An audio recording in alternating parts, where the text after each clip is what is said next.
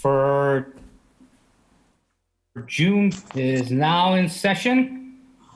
Roll call, Alder Weary, Here.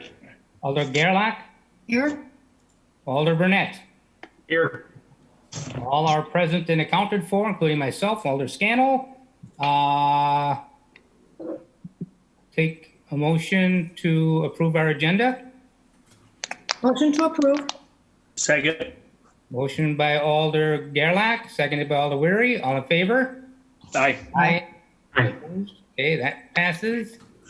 Can I keep going, James? Yeah, but is it really quiet for some reason? Is it anybody else's quiet? Or can everybody hear everybody okay? I'll check my, I can hear fine. yeah. I've can got always it up hear all the Randy. way. All right. Well, if I have my ear to the phone like this, just don't. That's just maybe I'm getting old during this whole epidemic here. I don't know. I never know. Okay. I'm like Mark now.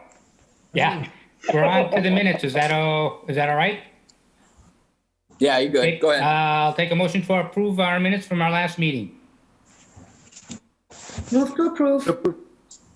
Motion to approve by Alder Gerlach, seconded by Alder Burnett. All in favor? Aye. Aye. Aye. Okay, opposed? Our minutes are approved. On to regular business. Consideration with possible action on the request by Alder LaFave for staff to report on the status of the invasive plants in the wildlife sanctuary. Why they are out of control? It's a question mark. Plans are there to combat them. Note these invasive plants, garlic mustard, creeping Charlie, are invading the neighborhood across. Okay, they're invading everywhere. I know garlic mustard is on our trails and everywhere. So anyway, staff. I guess I would defer to let Alder LaFave speak if she'd like to start out the is conversation. she with us? Okay, I'm here. Alder LaFave? Yes, I'm Okay, here. go ahead. You have the floor. Okay. Yeah, I put this request in because I'm kind of kitty corner from the wildlife sanctuary, but I've been driving along and I see the garlic mustard. It is in the ditch so bad. It's all, if you look into the sanctuary, you can just see tons of it. And Creepin' Charlie is just also areas just taking over. I even find garlic mustard in my yard. It comes in by the squirrels, animals. The seeds are so, they'll attach to you. If people are walking through this area, they'll attach to your clothing or your shoes, and then they transfer out. This has to be taken care of because also it's taking over. I know garlic mustard will kill out any young plants, any trees from regenerating. This has to be taken care of. But there's an interesting thing too, and I know one plant, it's native, it's natural, is wild ginger. If you plant wild ginger in big areas, it will eliminate the garlic mustard and the creeping Charlie. It's easy to remove. It's shallow rooted. It's one plant that's recommended for areas where you have invasive species or you have like garlic mustard. That's an invasive species. Creeping Charlie's everywhere, but it'll help control. There are other plants too that are native that grow in the woods that meant to control some of these plants. But we have to have a handle on this because it's really getting out of control. I have noticed some in some of the people's yards across the street, and I told them what it is. To be so careful when you take it out that you don't transport the seeds somewhere else. And there's a vacant lot on East Shore Drive. It's just full of the garlic mustard. It's just full in there. So this has to be controlled. That's my, why I brought it forward. This has to be controlled because it's getting so bad. Something has to be done. So you'd like us to, this item says to report, but you'd like it to be an actionable item, it sounds like. Yeah, I wanted to discuss it and see what the department is considering doing anything, what their plans are. Do they have any? What do we need to do to get this under control? I know we're got constraints with the budget and everything, but we can't let it go too long. And there are these groups, but now it's too late because it's already it's blossoming, it's going to seed. But maybe next year there are groups that come in, there are volunteer groups that come in. These kids, they need service points, they need, there's other groups that come in and they will do projects. Have you, Banditchite, have you contacted any of those groups to come in and see if they can pull, clean out?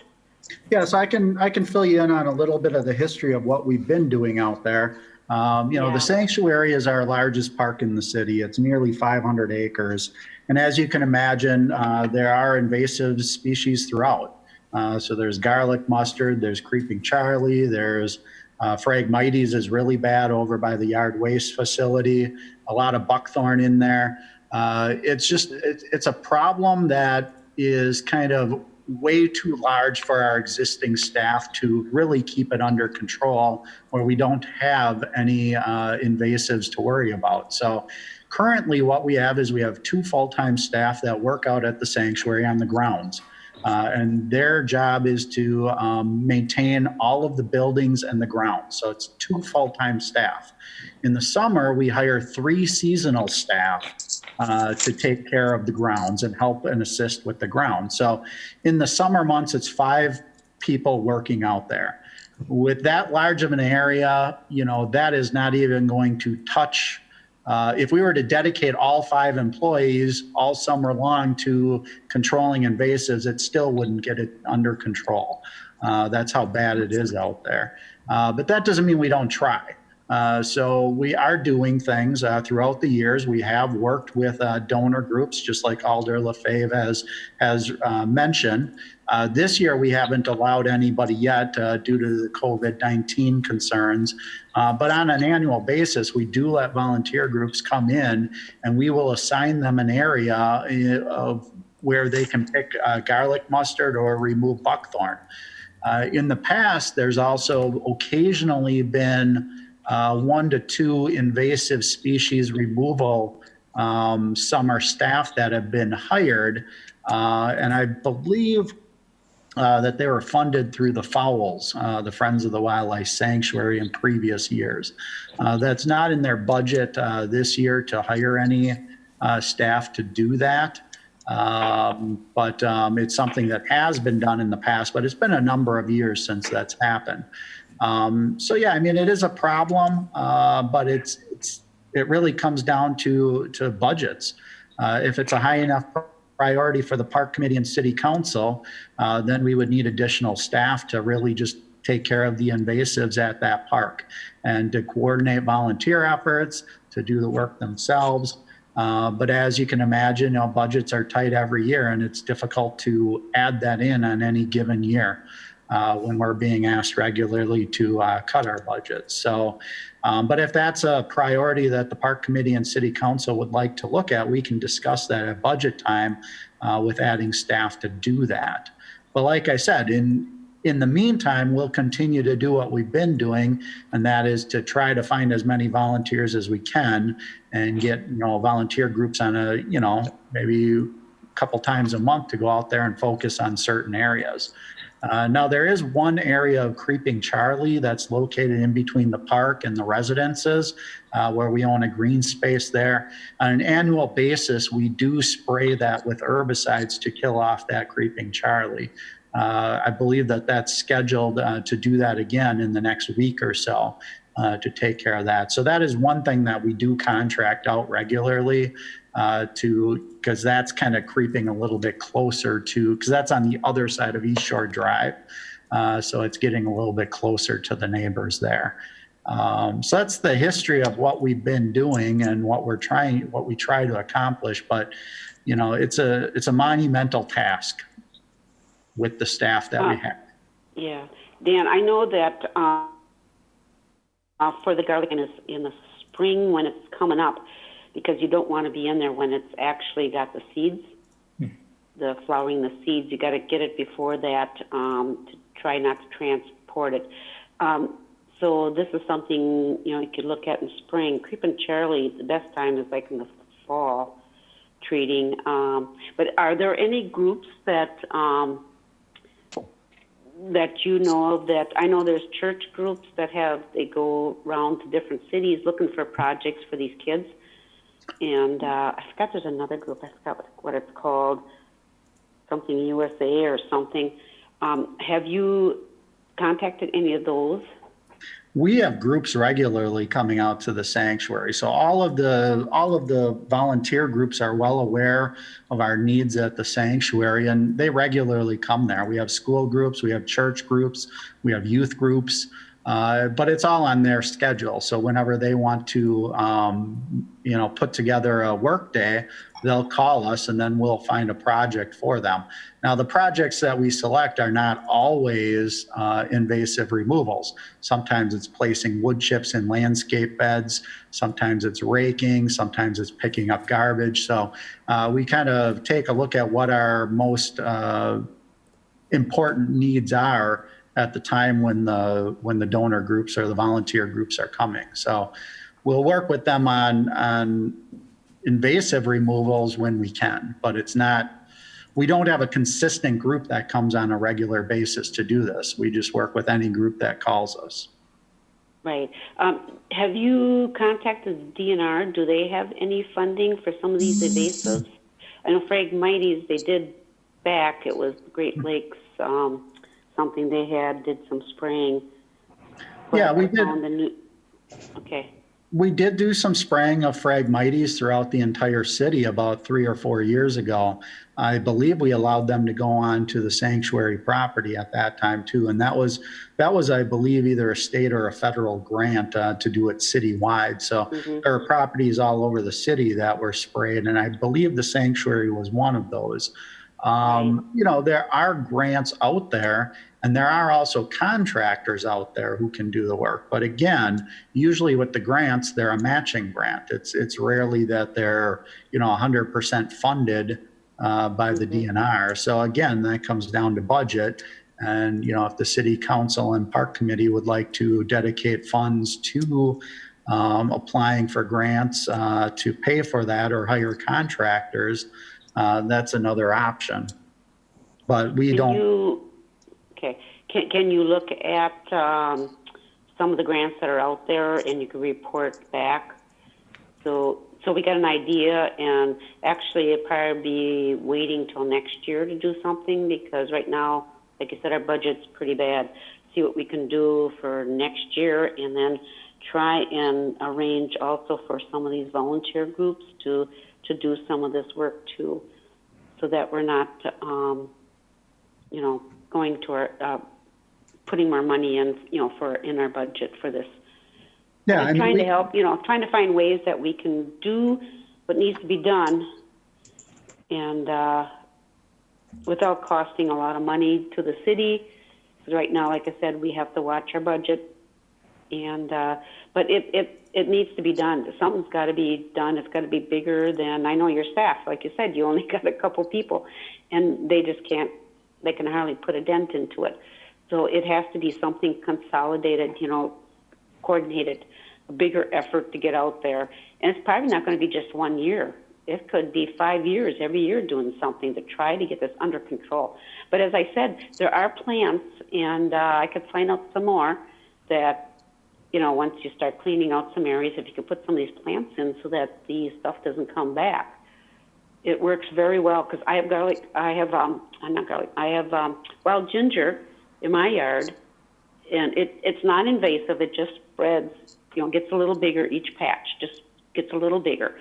And so it's something that's easy to control. It's not going to take over, but it's just one plant that that I know of. I went to a book thing, and I got to contact her. She has some other plants that would work for us also, that we can then plant. And I'd be willing to. I got some garlic. I keep saying garlic mustard. Got to stop that. Wild ginger, that I'm willing to give some, and I can get some more, and I'm willing to give some of the stuff that needs to be planted that's beneficial. Yeah, I mean, we can research other grant potentials and report back if that's something you'd like us to do. Just keep in mind, like I said, usually those grants are a matching grant. And as you mentioned, Alder Lefebvre, this would be a multi-year commitment, if not forever. So it's something that the invasives just keep coming and coming. You know, even 5 years might not be enough. You may be looking at permanently. And so, you know, once we start the task, I mean, it depends on how much you really want to clear out and what the extent is to determine how many resources we've put into this. But, you know, if you'd like me to research grant potentials, I could do that. Okay. And I think, you have to put together some kind of a plan that everybody knows, to bring it back to, for the whole council too, to know that this is something, each year, what can we accomplish in a year? What do we have to do? And like I said, we can do the plantings too, which will help. If you clear out some areas, maybe you get some of these good plants in that help to control some of this. So we're not 20, 15 years down the road still battling the same thing. So it's a plan that we have to put together, and that so that everybody understands what we're looking at, the cost, everything, okay? I hope that's not too much to ask. Well, if I may, I think in some ways, I think we've got a process going, and it's a good process, and it's a never, I think Director Dishstein hit the nail on the head. This is a never-ending process. We're never going to ever stop fighting invasive species. I know we've been doing this for years on the Sergeant Benjamin Enninger corridor. And this year we just went out there and we've been pulling and planting and pulling and planting, and there's still a ton of garlic mustard, which I thought we had pretty much got under control. So it's going to depend on year to year. We're going to have good years, we're going to have bad years. It's just a never-ending process. And certainly we could maybe perhaps end up putting a little bit more money in the budget to constantly deal with it. But certainly look for grants to make those dollars work better. But for me, this isn't something we're ever going to win.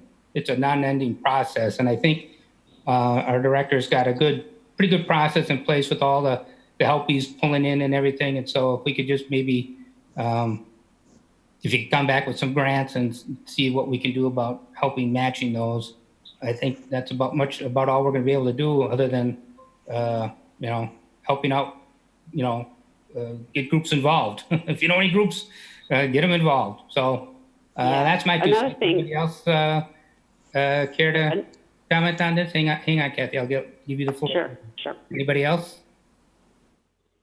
Alder Gerlach?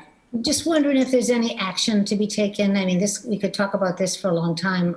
Are we heading anywhere? I think the only action is to refer this to staff to look for grants, I believe is the only thing we're looking at right now. So.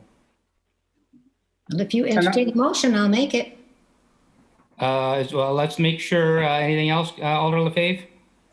I just want to quick say something. By planting those, like the wild ginger and those, what happens is with the garlic mustard, the seeds stay in the ground for almost 5 years.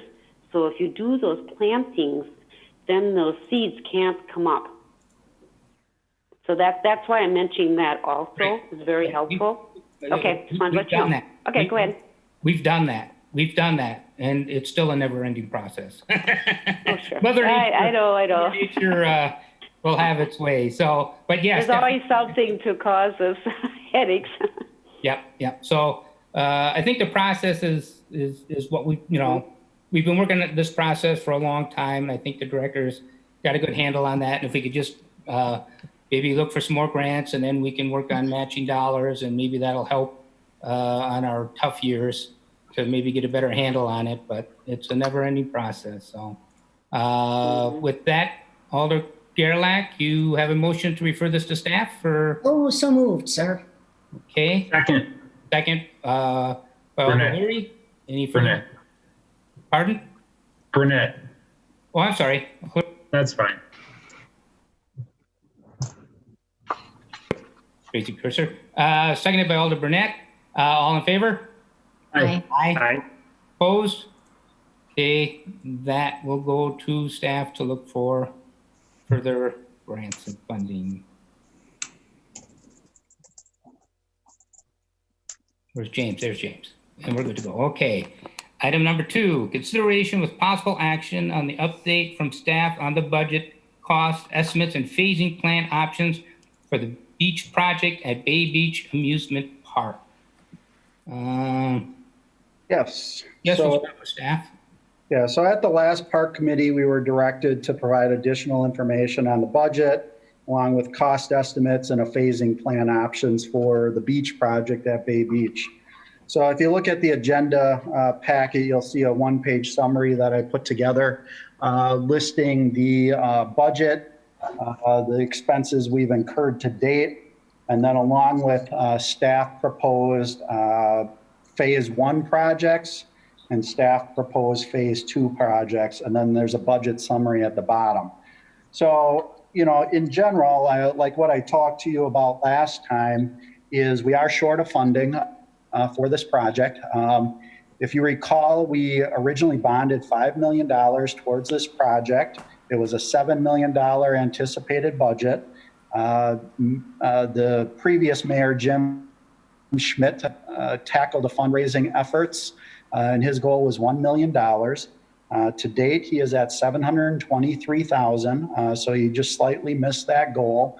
But it's something that I have been in communication with him, and he still is, you know, committed to finishing it up if he at all can. And then we also had a $1 million grant goal. And to date, we have not reached that goal. So to date, we've only secured $425,000 in grants. That being said, we do have a pending $300,000 grant out there that we haven't heard yet.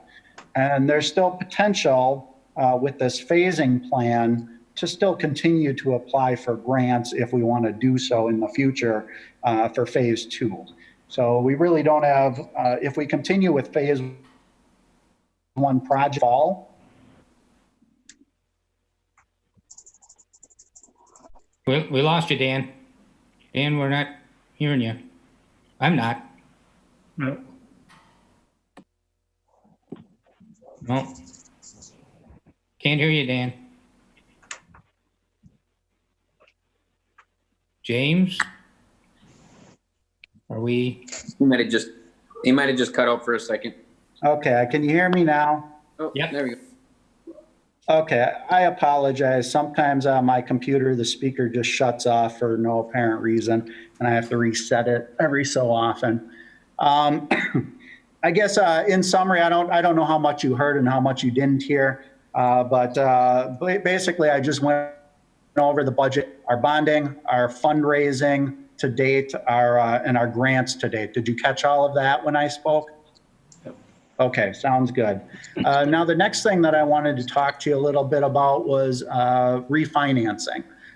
So if you recall, when we bonded for this in 2018, what we did was a bond where it was heavy in interest payments for the first couple of years. So for the first few years, all we're paying is interest, and we're not paying off any of the bond itself. And then the bond kicks in 2021, I believe. Hold on a second.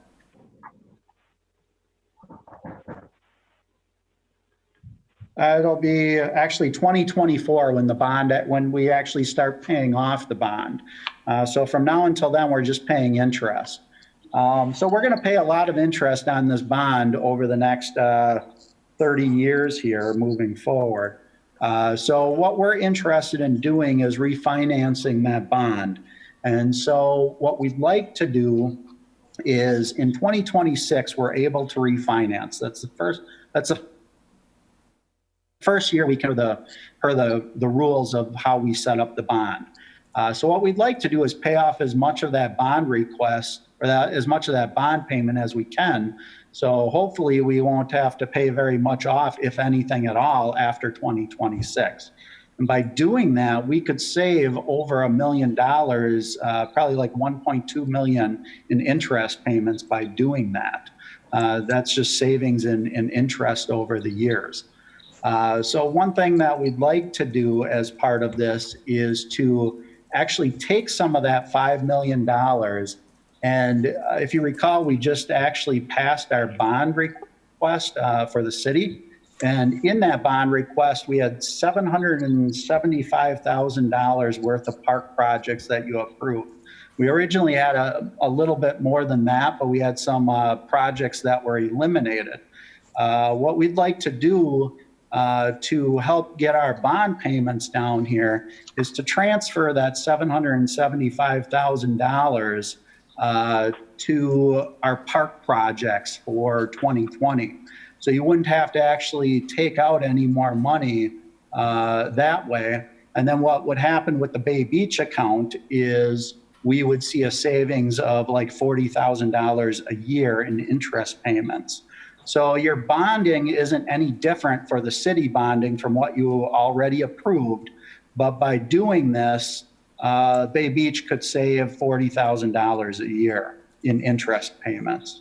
Now, what that does to the actual dollars here, at the beginning, it says total funding available, 6.148. What that would be if we were to transfer that 775,000 is it would give us 5,373,000 is what that would do by transferring that. And then what we would propose to do is to tackle our phase 1 projects that we have listed on this plan. And then the phase 2 projects would be the pier. And so what we would do for that is we would either secure more grants to help cover that so that the grants would pay a great deal more of the pier than what was originally anticipated, or we would save up revenues from Bay Beach, pay for that pier down the road, a few years down the road, if at all possible. But keep in mind, our primary goal would be, at least the first few years, would be to pay off that bond as much as we could. So we see enough revenues out there that I think that we can accomplish both over a few years here, and still look for other grants for the phase 2 projects. So hopefully the pier project wouldn't be pushed out forever. It definitely could be put on hold for a few years here. And then the phase 1 projects here. So first of all, I want to mention we did spend some of the money already of that $5 million, and I have those listed there. So we did have additional engineering fees of $193,000.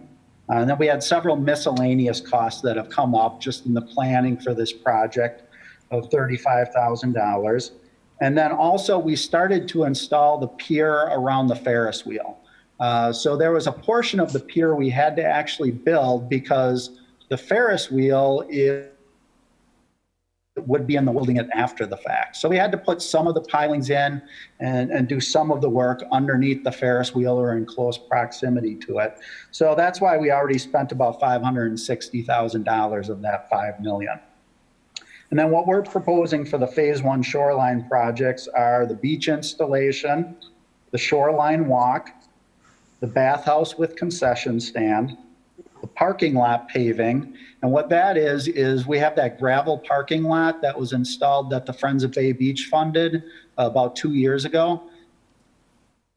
It's over by the entrance. What this would do is it would pave that lot to a permanent asphalt parking lot versus the gravel.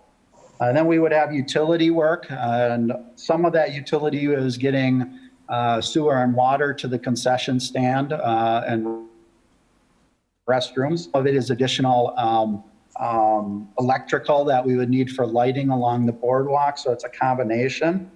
And then we would have some miscellaneous site work and erosion control. So obviously we'd have to do some erosion control in the bay. We'd have to do a turbidity barrier in there to prevent silt from going into it. And so that comes out to $190,000 for that.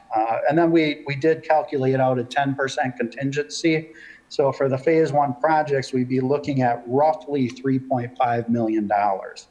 And, you know, even if we were to give the 775,000 to the 2020 park bond payments, there'd still be plenty of money to construct the phase one projects. And then phase two would be the pier at a later date. So that is the proposal that we put together, the numbers that you requested so that you can actually see the cost for what we're looking at here. Now, the one thing that I do want to mention, in addition to what you see here, we do have two other projects that hopefully will be happening this fall. Those two projects, though, are really not part of the beach project. That's why they're not included here, but we'll be probably building them jointly with this project because they kind of go hand in hand. But we'll be using the Bay Beach revenues to fund those two projects. And so when we bid those out, we'll bring those forward for approval to use the Bay Beach money to actually pay for the construction of those two elements. And what those two projects are is in order to install the beach and the bathhouse, the train that's there, we have to do some work on it. So one is we would be required to fence it per state mandates because we're now incorporating a lot of people along the shoreline. We are going to be required by the state to fence off that train ride. In addition, we'd have to shorten it because the bathhouse will be in the way. So the bathhouse is proposed to be where the train tracks currently are, kind of on the east end. So we would have to shorten the ride and we would have to enclose the ride with fencing. So to do that would be about $400,000 to do those train modifications. The other option is eliminate the train and then there's no expense there. But we really would like to keep the train. We think it's a great ride. It'll be a shorter ride, but it'll be nice to be able to go up and down the shoreline and look out onto the beach. So we do want to keep it. So that's one project where we would use Bay Beach revenue. The other project is a site-wide stormwater management plan. So every time we dig anything and build any project, we have to do an individual stormwater management plan specifically for that project. It doesn't matter how big of a project it is, we're required to do that because we've disturbed so much throughout the years. So what the Park Committee and City Council authorized a few months back is we hired an engineering consultant to do a site-wide stormwater management plan. And they're in the process of developing that plan. It's a 3-phase plan. Phase one of the plan would be to build a stormwater pond out by the road, the main entrance. So it'd be actually a wet pond out there, and that would be phase one. And by putting that pond in, we can do any construction we want on a third of the site without ever having to do another stormwater management plan. So there's a lot of benefits to doing it. Now, as we continue to develop other portions of the site, we would have to do smaller stormwater management stuff on other areas of the site. But this fall, we'd just like to tackle, which is that pond. And then in addition to that, in conjunction with the pond, we want to dry up that area behind the pavilion. So right now it's a lake out there. You've been out there.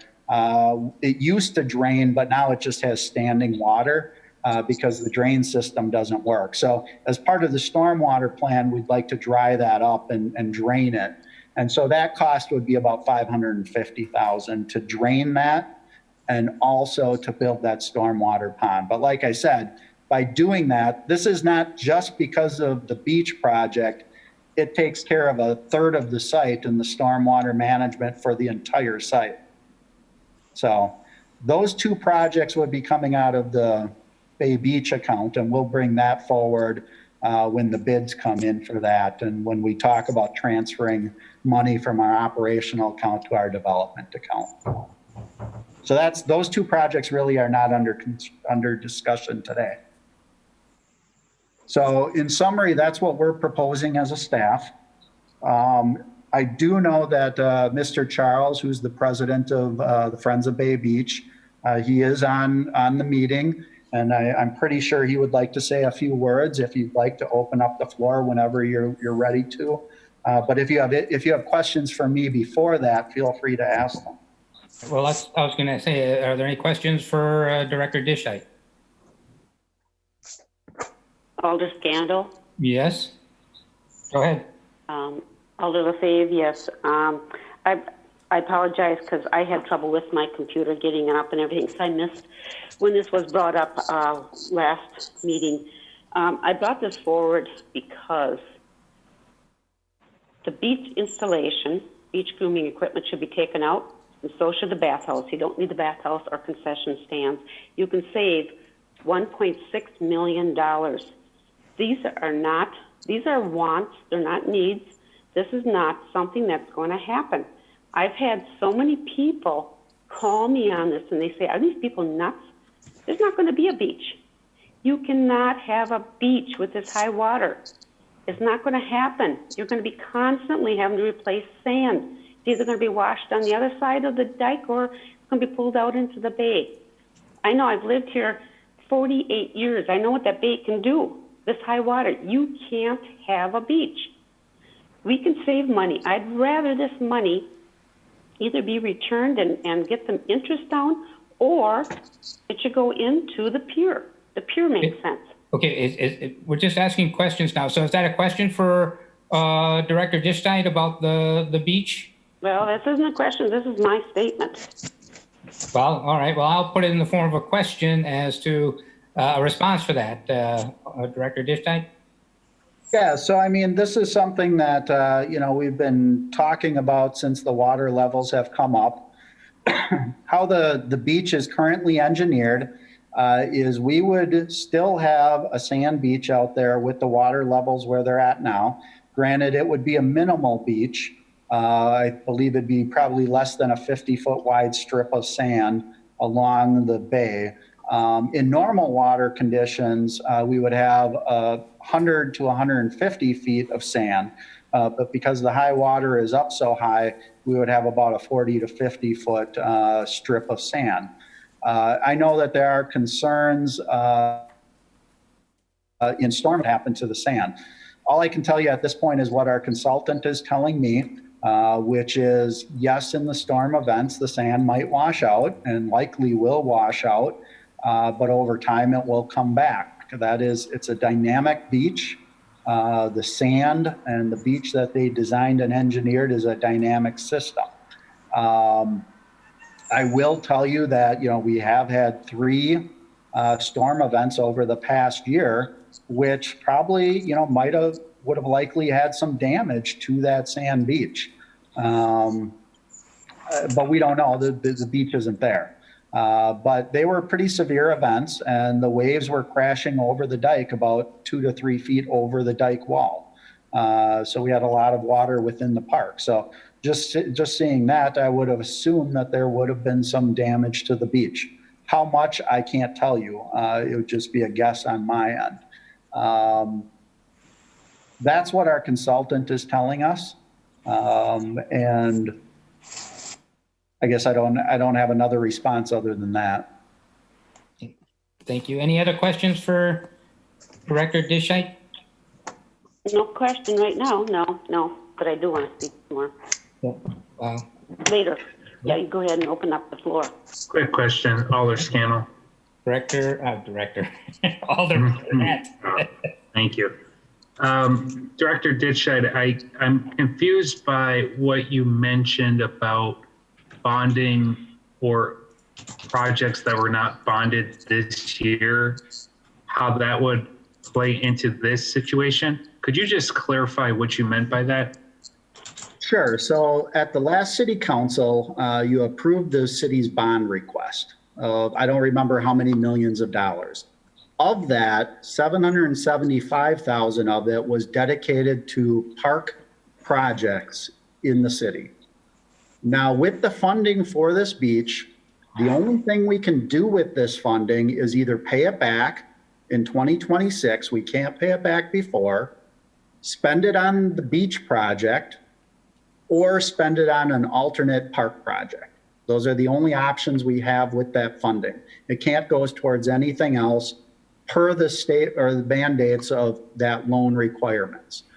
So what I'm proposing here is we take 775,000 out of this 5 million that we previously bonded in 2018 and put it towards our park projects for 2020, which came out to 775,000. Now that does not do anything differently for the bond request. You're still taking out for the citywide bond request because you're still basically tackling the same interest payments. You're still taking out the same amount of money. It's just we're basically proposing to give 775,000 from here and put it towards the other projects. So now what that means is the city would take over the interest payments on that 775,000, if that makes sense. Yeah, and you had indicated Instead that of this, maybe paying for it. and this would save $40,000 per year? Is that what you stated? Approximately. So basically what it does is it would save 40,000 in interest payments per year for Bay Beach, which then we could put towards something else. On the city's end, it doesn't do anything differently that I'm aware of. We can get clarification from the finance director, but basically you have to pay interest on that payment anyway. All we're doing is taking it from a different location. Okay, thank you. But the interest Thank you. payments should be very similar. Sure. No other questions, Chairman. Thank you. Anyone else? Any other questions? Then why don't we open the floor? I'll take a motion to open the floor. So moved. Open the floor. Motion by Alder Burnett, seconded by Alder Gerlach. All in favor? Aye. Aye.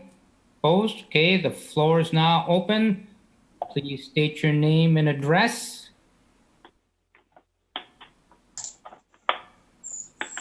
Oh, Mr. Charles, you're still muted.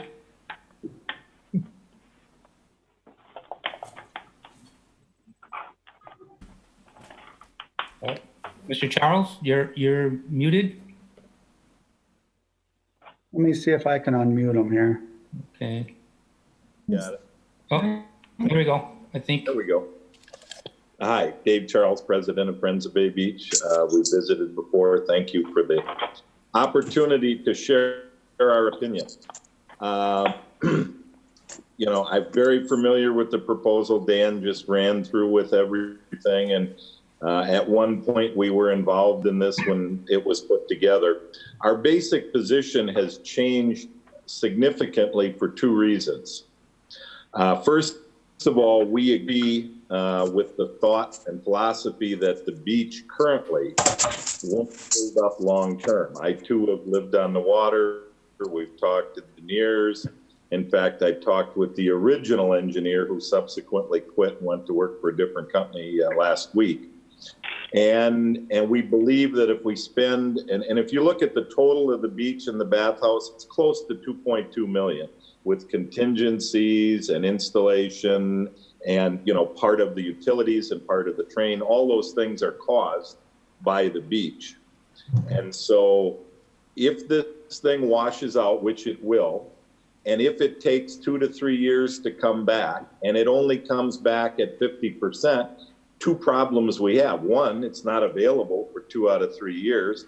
And two is when that sand comes back, it doesn't come back right in that little 1,000-foot spot. It gets spread across the lower bay. So basically with this high water, and I talked to Nora this morning, and Nora is predicting 4.5 to 6 inches increase by the 15th of July. And they're saying that we're going to hold these levels for 2 or 3 years. We're just saying it seems like bad to invest $2 million into the beach and the bathhouse and all the other components. And so the position continues to be, we would like to delay this until we're more confident that it's a good investment in the community. Now, the second side of this is this whole debt problem on Bay Beach. And, you know, the proposal that Dan has is excellent to reduce the debt by letting Park Department take almost $1 million of it. I would like to figure out how we can continue to eliminate it. Well, one of the ways to eliminate the debt is not spend the money. So the more of this remaining $4.2 million we don't spend, we can use that money at the end in 6 years to pay off the bond. So in theory, you know, we could do that with it. Who knows? Park and Rec may need some more money in future years, so we can just shift it to them rather than let them do new bonding. Because the problem is, you know, the park has to pay this debt off. And, you know, just so you understand, the interest and principal on this is 7.5 million. It's not 5 million. The city in their bonding went out and borrowed 7.5 million, which prepays the interest. And so we got to pay it back. And we're significantly short. Again, the mayor's project raised 723, but quite honestly, we don't have that 723. I think we're going to get it. And I wouldn't argue that we might not, but let's all be real. We only have 450 of it currently, approximately. And then the granting program generated 425. So we're 575 short there. And one of the agreements we did have is when we started, everybody agreed we'd have that 2 million before we built the beach. And so, you know, we got all these things coming together. It's perfect storm. We got costs going through the roof for doing it. We've got a little bit of shortage of cash. The park this year, and Dan, you probably know better than I, but I'm guessing we're going to come up between 300,000 and 400,000 revenue short. Is that a reasonable number? I think that's our statement, yes. Right. And so we got all this pressure on this park to pay down all this debt over the next 6 or 7 years, operating revenues. And then when you put the beach in, your operating revenues kind of go down because you got to pay for the beach. It doesn't generate revenue. We're not charging people for it, and you got to maintain it. And so my real focus and that of the Friends of Bay Beach, the only advice we offer is debt on a park is kind of evil.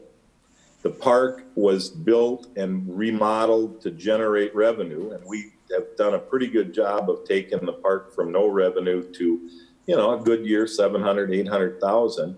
And we should live within our means and only spend that money. But the beach is sort of high risk because if we spend the money and the thing washes out, now we got a bathhouse we really don't need. We've moved the train, we've added utilities, we've done a lot of things there. And so our opinion, and again, we have nothing to do with park operation. That's entirely within the city.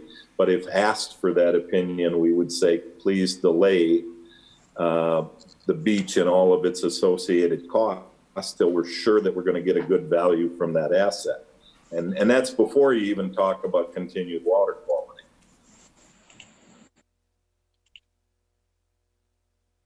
That's it. Any questions for Mr. Charles?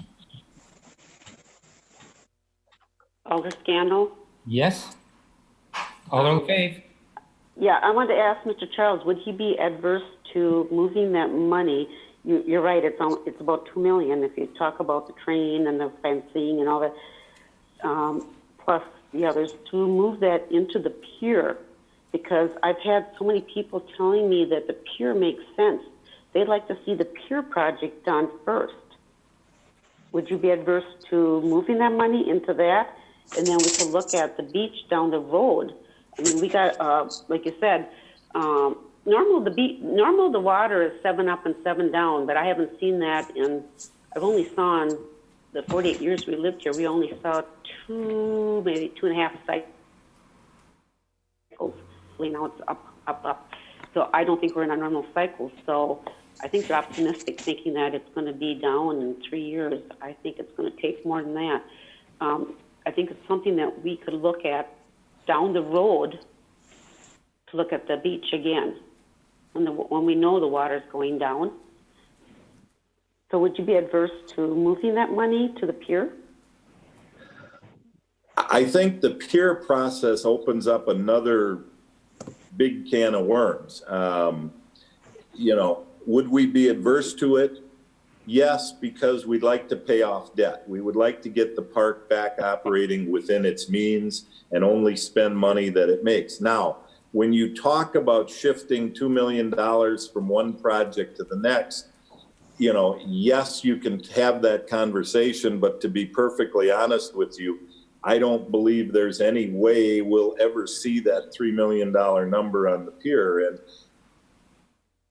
And again, that old number, and when we did the construction for the Ferris wheel, our costs were way, way over budget. And so if you kind of apply the same cost to the pier that we had with that, you know, you could easily look at 4.5 million. But again, we haven't redone it and relooked at it. And we still have, there is one other problem floating around out there. We have a $600,000 legal issue with the engineering firm that designed the Ferris wheel.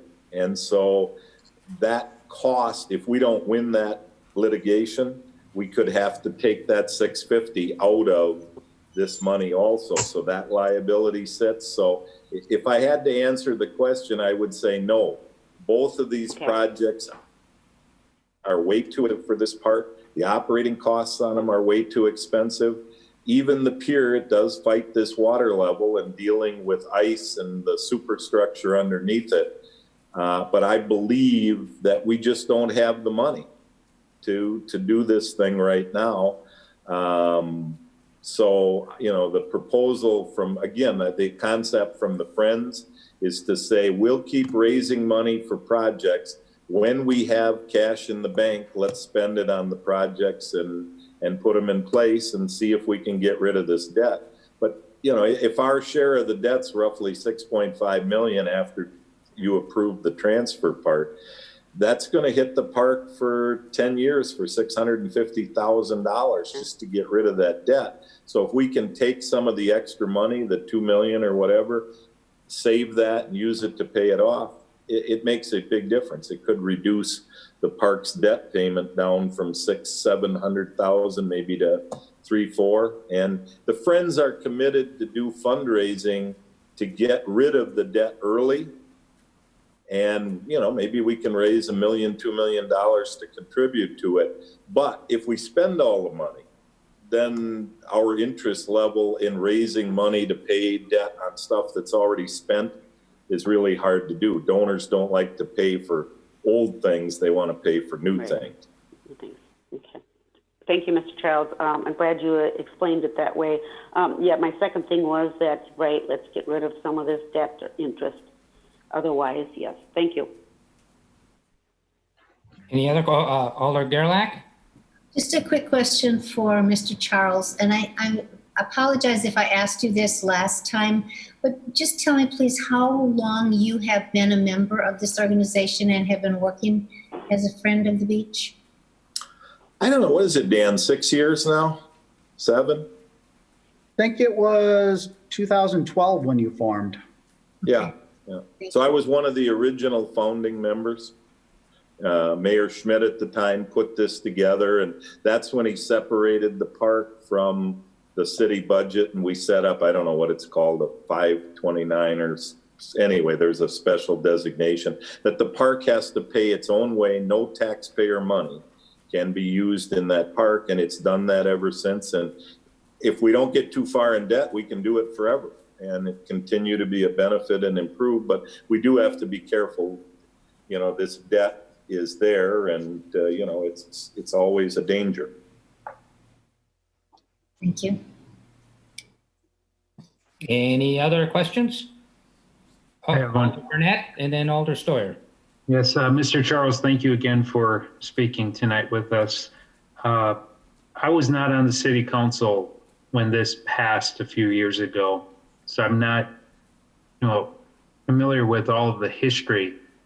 Were you against this in the beginning as well, or over time, did you see it as a viable option?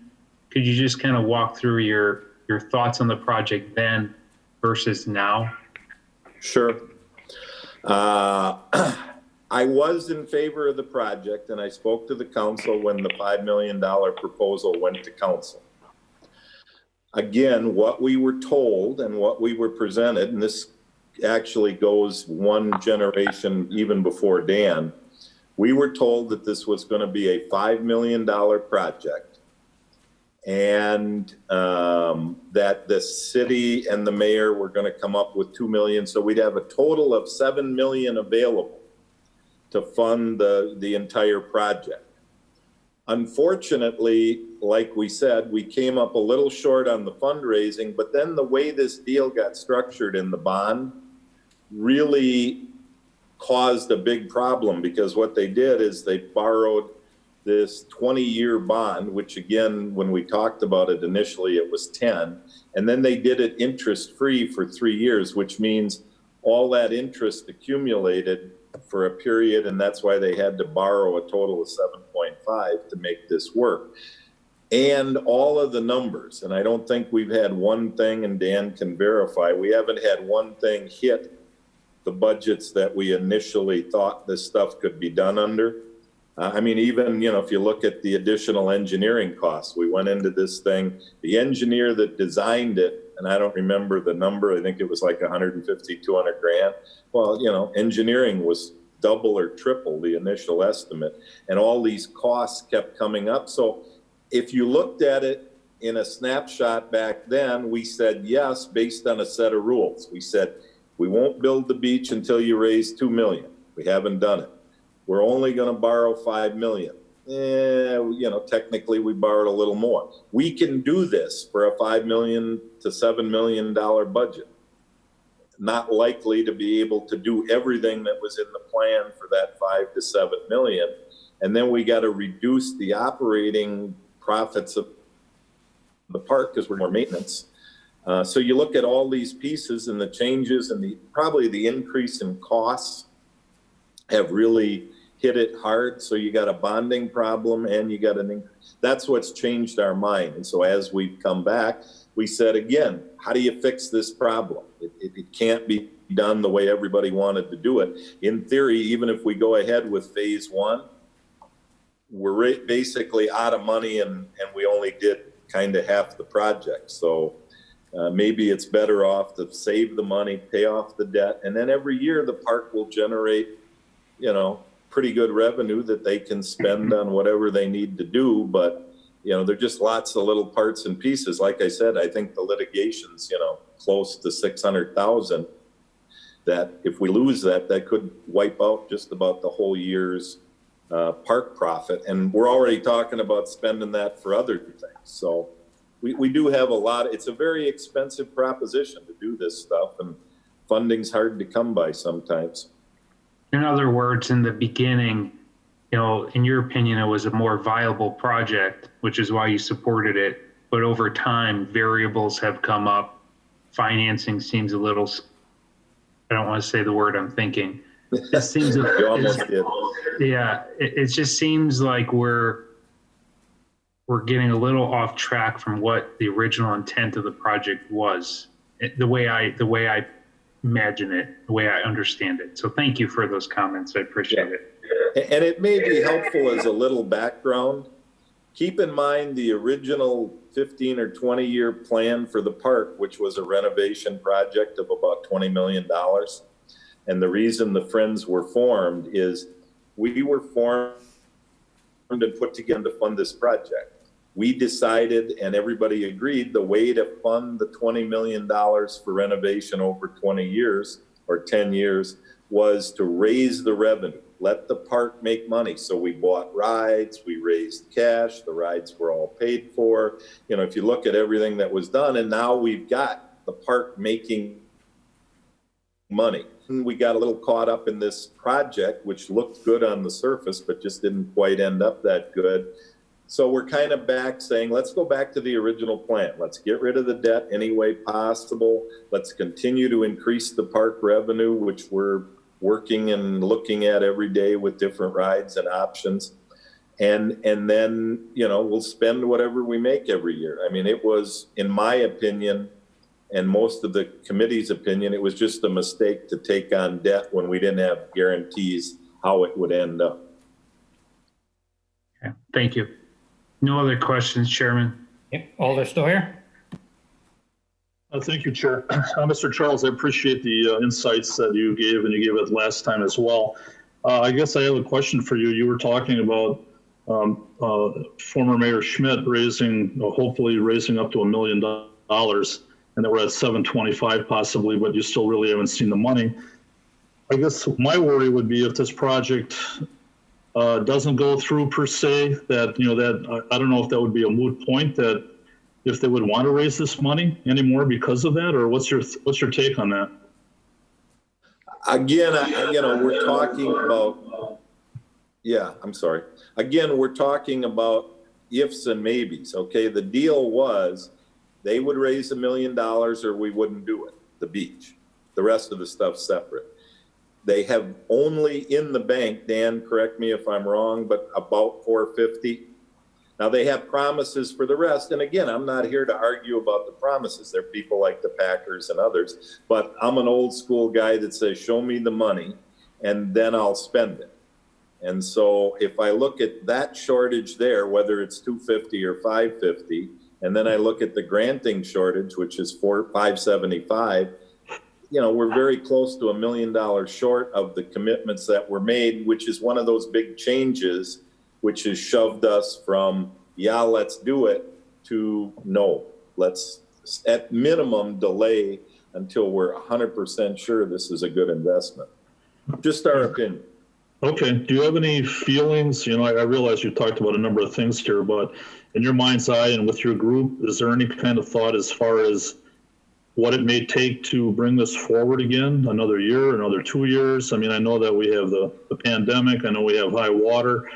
Is there anything in your mind's eye that says that, if we waited 2 years, 3 years, et cetera? I don't know what your thoughts are on that.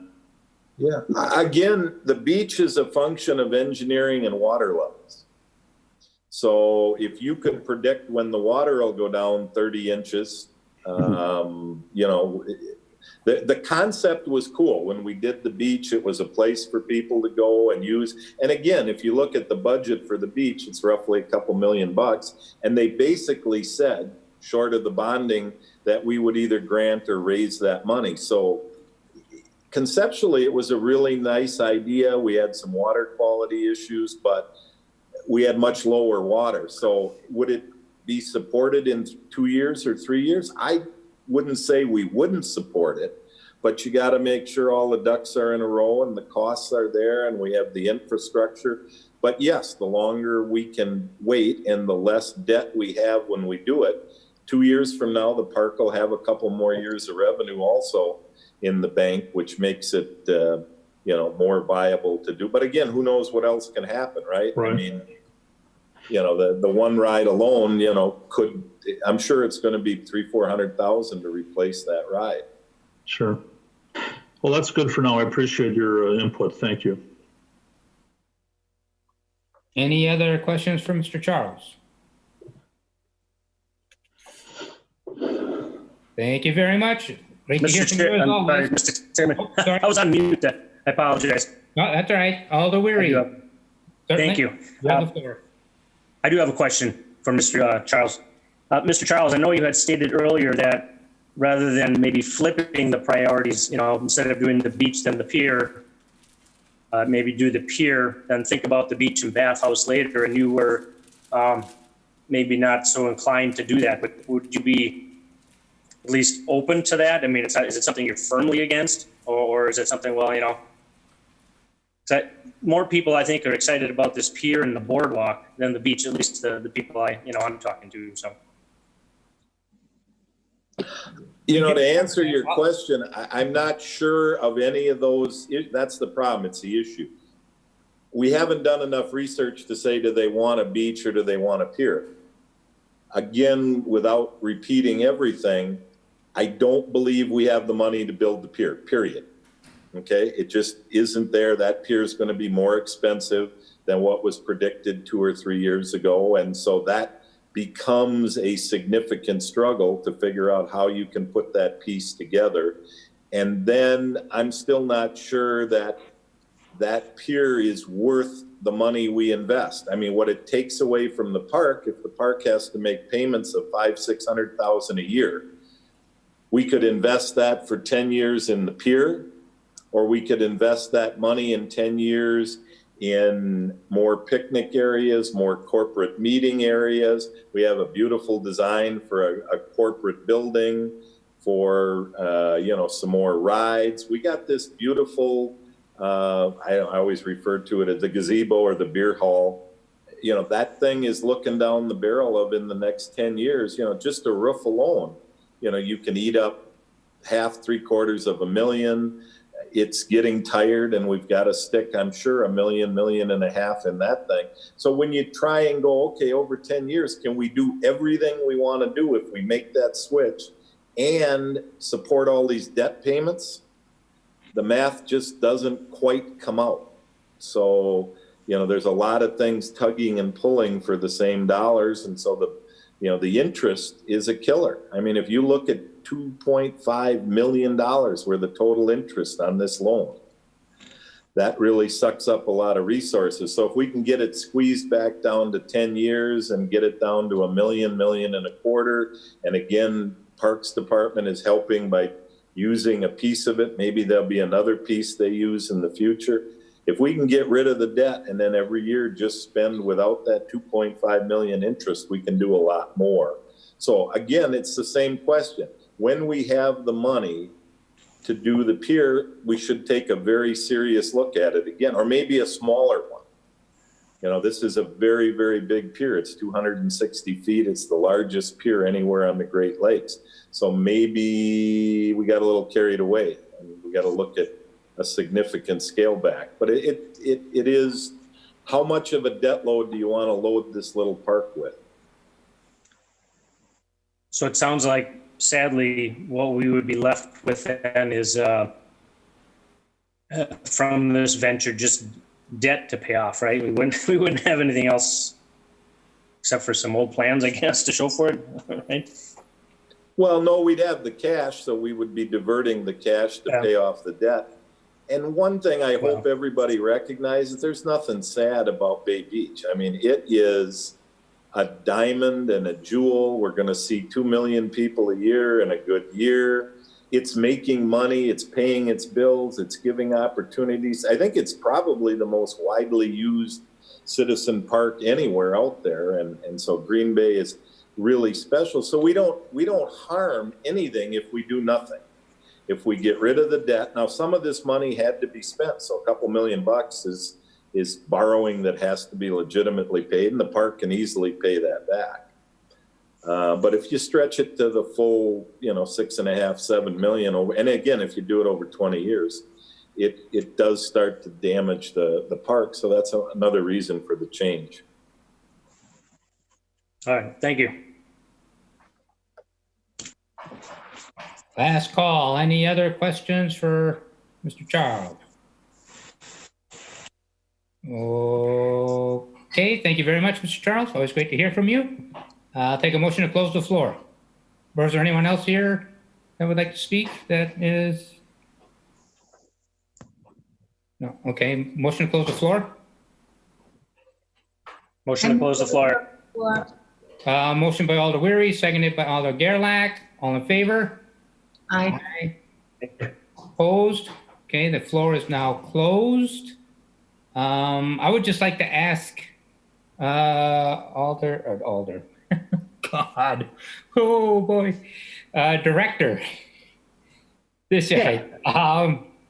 It seems to me that's the big concern is the finances here. For me, I'm not as concerned about the water because looking long term, you're going to have issues with water, and we're going to have good years, bad years, so years.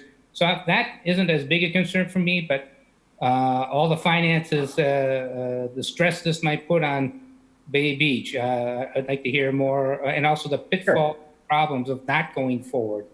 Sure. Let me talk a little bit about the debt that we're committed to right now and the plan that we have put forward. So when we bonded for this in 2018, I felt that the park could definitely handle the bond payments, and I'll tell you why in just a minute here. And really nothing has changed. So we're still a successful entity. We still bring in a great deal of money, which we're investing back into the park. And even if we were to change nothing with our debt payment, we can make these payments and it isn't going to really sacrifice much on the park. I know Dave Charles or Mr. Charles and I, we don't necessarily see eye to eye with that, but let me kind of tell you a little bit more information here. So how it's set up right now is from the date we took out the loan until 2023, we're paying interest only of $193,000. The city brings in, or Bay Beach brings in considerably more than that, that we can tackle those payments on a yearly basis and still make a considerable amount of money for reinvestment into the park. Come 2024, that's when we have to start paying the principal. And then from 2024 to 2038, our payments go up from 193,000 to roughly 430,000 a year. Now, one thing that you need to know when this plan was put together is right now we're still paying off the Zip and Pippin. And so that's why we didn't pay off principal, or one of the reasons why we didn't pay off principal to begin with is because we had our Zip and Pippin payments. This is the last year, 2020 is the last year of the Zip and Pippin payment, which comes out to $275,000 a year.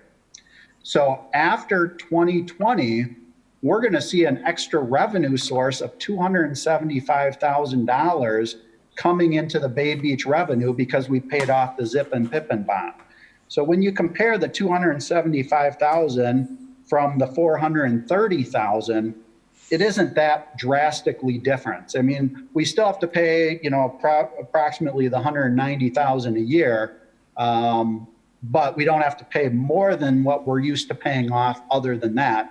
Because right now we're financially able to pay off that $275,000 for the Zip and Pippin. So that is why this plan was put together. So when the plan was put together, we could make this work and really not sacrifice things at Bay Beach other than, about $200,000 a year is what we'd be out, taking out this $5 million loan. That's if we change nothing.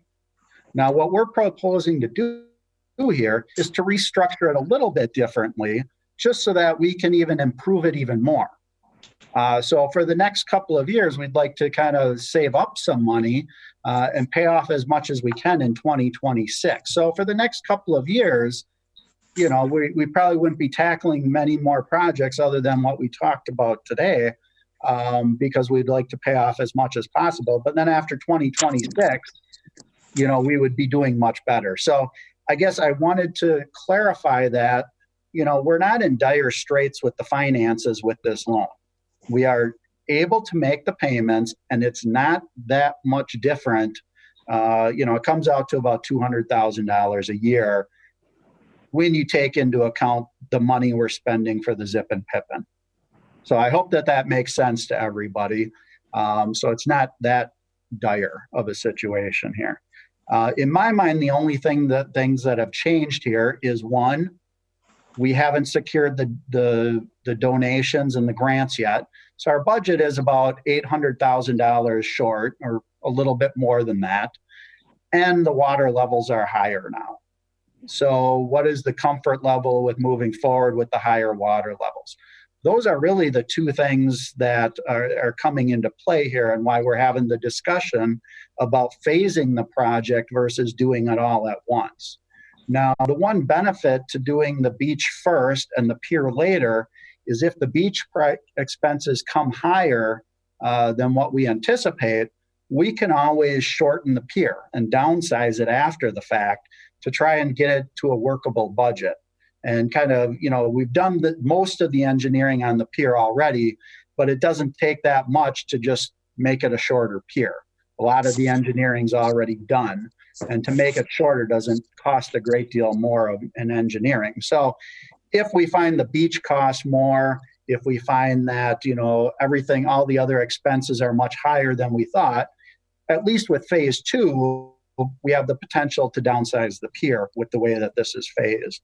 If we do it the opposite way and we build the grand pier first, and that comes in over budget, then it's really going to hinder our options to do anything else with the the beach and the boardwalk and all of the other improvements that we're looking at, because then at that point we're locked into building a bigger pier.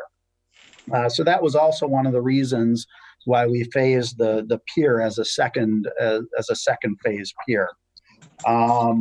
The other thing that I'd like you to know is for that beach cost of, what was it, 1.1 million roughly, it was about 580 of that is the sand. So that entire amount is not all sand.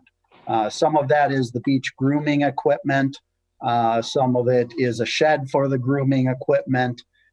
Some of it is kind of the infrastructure to get you down into the sand. So, you know, there's that whole 1.1 million is not the cost of the sand. So let's say worst case scenario, the sand does wash out and we have to replenish it. We aren't going to have to spend 1.1 million to replenish it. It would be a portion of the 588,000. How much, I don't know. I mean, it depends how much washes out and how much doesn't. The other thing that we are looking at a potential is, you know, we have received a few calls from people who have said that they're willing to donate sand. And obviously we're looking at that. That would kind of tie into the donations if it pans out. So that in that case, if we do get donated sand, then there'd be even more minimal cost to put that sand in initially. And then maybe we might be able to find the donations to replenish it too. Now that donation of the sand is not guaranteed by any means, but I've actually received several calls regarding that, and we are looking into that option. So I guess I just wanted to clarify a few things. So our budgets are not in dire straits. We're definitely a successful park. We're going to continue to be successful. We can handle the debt payments as they're currently laid out without changing anything. But by doing a few things here and there, we can make things better. And then by phasing the project, we would be able to downsize the pier if needed, if budgets are high. And it also gives us an opportunity to continue to apply for more grants and to continue fundraising. So I just wanted to clarify those items for you as you kind of continue with discussions and make a decision moving forward. Thank you. Anyone else? Alder Weary? Thank you, Mr. Chairman. Dan, I'm wondering how much is earmarked for the boardwalk itself? What kind of improvements will be made? Is it going to be raised, resurfaced? Is there a fence, or what will it look like? Just the boardwalk part. Yep. So the boardwalk is basically going to be slightly higher than it is now, but only by an inch or two. I mean, it's not much. And it'll be it's going to be a concrete for the most part, new concrete. There will be ornamental lighting on it. So we'll have some nice decorative lighting along that boardwalk edge. And then if we do keep the train, we will have to do like a decorative ornamental railing along the southern edge of that, separating the railroad tracks from the boardwalk. And what we would use is kind of that black wrought iron fencing that we use throughout the park to keep a consistent look. But yeah, we are not planning on raising the grade of that boardwalk. Okay, thanks. And is there a price tag with that? That doesn't sound overly costly, you know, ornamental writing, some concrete. Is that $250,000 or I don't know?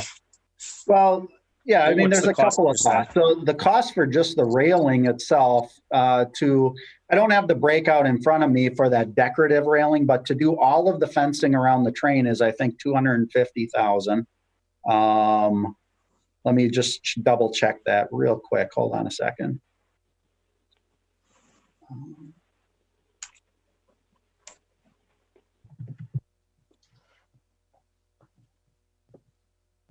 Yeah, I believe it's 250. I have to, hold on.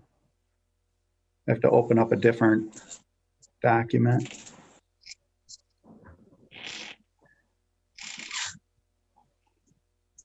I'm sorry, I mean, that's a close number. It's approximately 250. I don't have it in front of me with the exact number. But the other thing that we're going to do too, which I forgot to mention, is in between the boardwalk and the sand, what you'll see there is a slight, it'll be an edge of limestone block. So that the limestone will be what separates the sand from the boardwalk itself. And that limestone is only going to sit up about 6 inches above the concrete. And then the sand is going to be depressed about 1.5 feet down.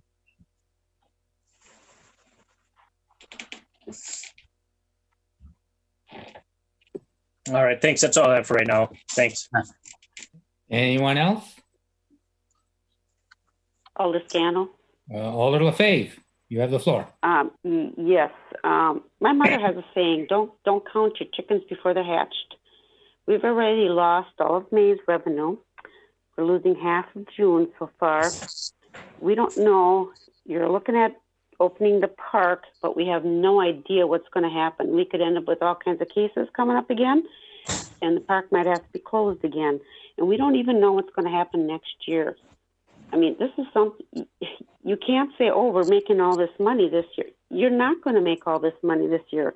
Your revenue is going to be down quite a bit. You could be losing half your revenue. You have to be careful what you're saying. Oh, yeah, we can get all this revenue. We're going to pay all this off. And that. What if you don't? And you don't have a lot of money left to pay this debt. We have to be careful. I'm not going to prove if you have to come to the city and ask for money, I'm going to say no. Not for this. This is ludicrous. Let's be realistic. Let's listen to Mr. Charles. He's got his head on right. He knows. I've had so many people telling me this is nuts. Spending this money doesn't make any difference if it comes out of Bay Beach's revenue. There's other things. There are other parks that need a lot of work done. So I'm sorry. I'm not for this at all. Not for spending it now. It'd be better saving it and paying off our debt. We have to be realistic. Thank you. One thing I forgot to mention, Alderman Scannell, one of the questions that you asked me when you asked me to speak is what would be the ramifications if we did nothing?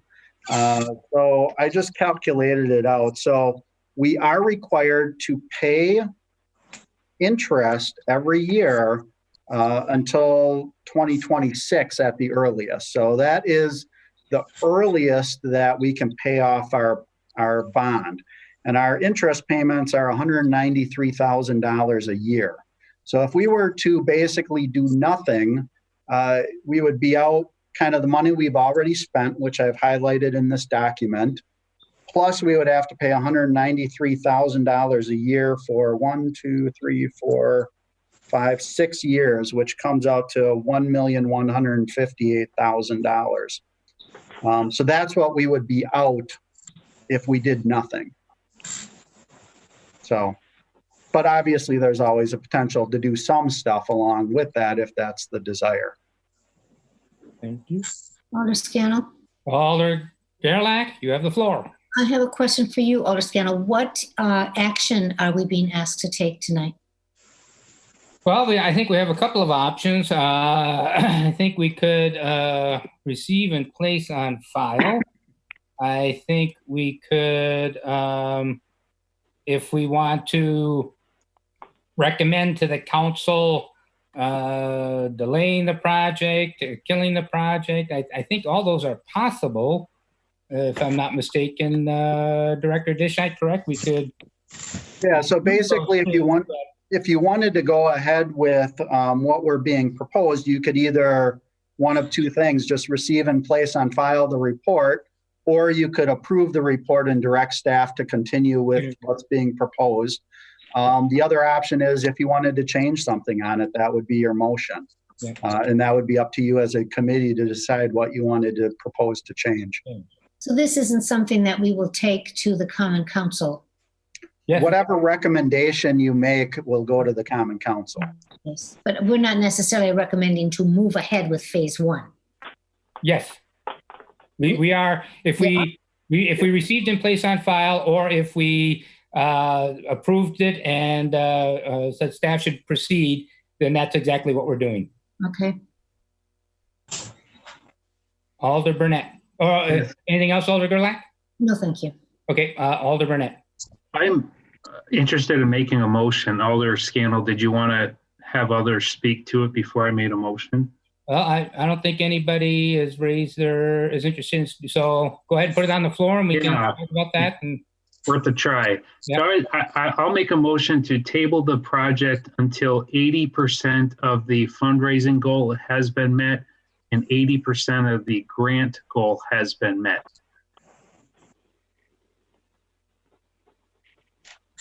so now we're just looking for a second.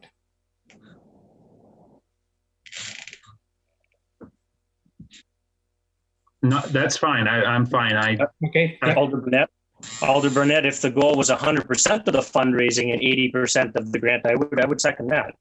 Okay, if I could, Chair Scan, I'll make a motion to table the project until 100% of the fundraising goal has been met and 80% of the grant goal has been met.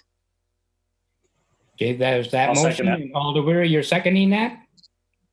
Yes. Okay, we have a motion and a second to table or hold the project.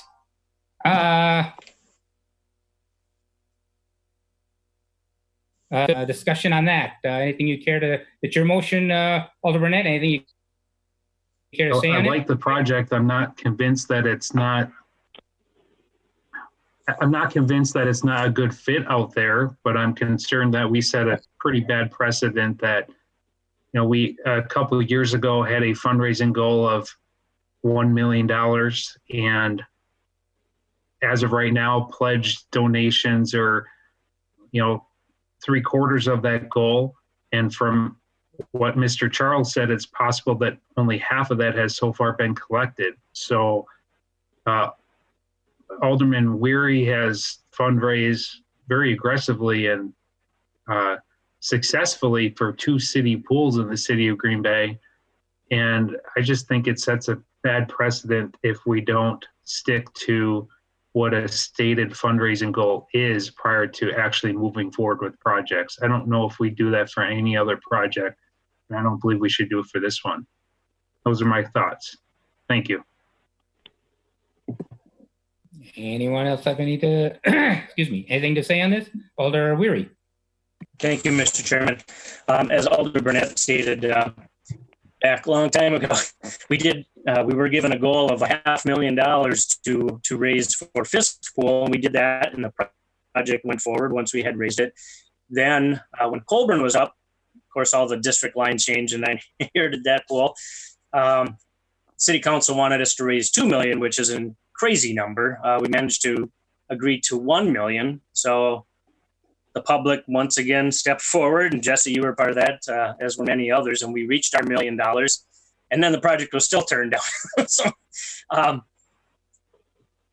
it's sad, the former mayor here, Jim Schmidt, left us kind of high and dry by not reaching the goals he set. He had $2 million in fundraising and grants, and he's only got about 1.1 million. So I hope he is sincere about fundraising, because he sure was adamant about us fundraising for our projects. So otherwise, the rest of the citizens of Green Bay have to pick up the slack or Bay Beach, which then, dominoes, something else is going to suffer. One bad thing perhaps about delaying it is if it takes another year or so to fundraise it, costs keep going up. We saw that with Colburn, right?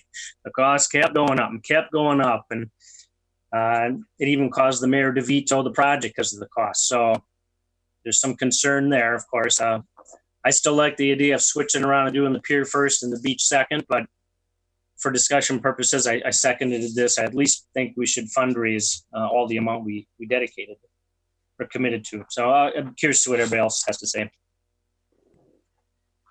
Alder Stoyer. Thank you, Chair.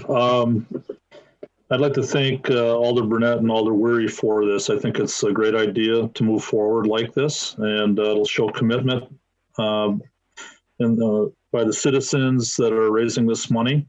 I think we need a little bit of backing on something like that. So I agree with that, and I commend you for that motion. I was involved with the pool issue as well at Colburn, so I understand full well all the dynamics of that. So I think it's very important that there's a lot of citizens that will not give anymore because of what happened there. And I think we need to set a good precedent by moving forward and making sure that when people talk, that they follow through. Thank you. Alder Scannell. Alder LaFave. Yes, I thank Alder Burnett and Alder Weary for bringing this forward, but I still am completely against the beach. I think it's a waste, but that's fine. I mean, I can see it's something that would add something. If we can definitely have a beach, it'd be nice. I thought I'd bring my chair and sit over there. I can walk right over. But right now I don't think it's realistic, but if this is what they want, and I think this would help with the budget and everything for Bay Beach, from Bay Beach, because Bay Beach is going to be down on their, they're really down this year. It's going to be terrible. So we need to help Bay Beach with this. So I'm definitely, I'll be supportive of this. Thank you.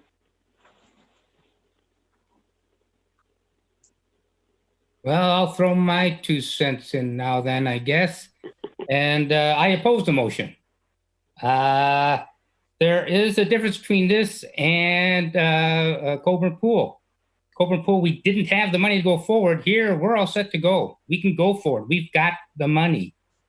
We've bonded for it. And if we don't go forward, as the director said, we're going to be sitting on wasting the interest there.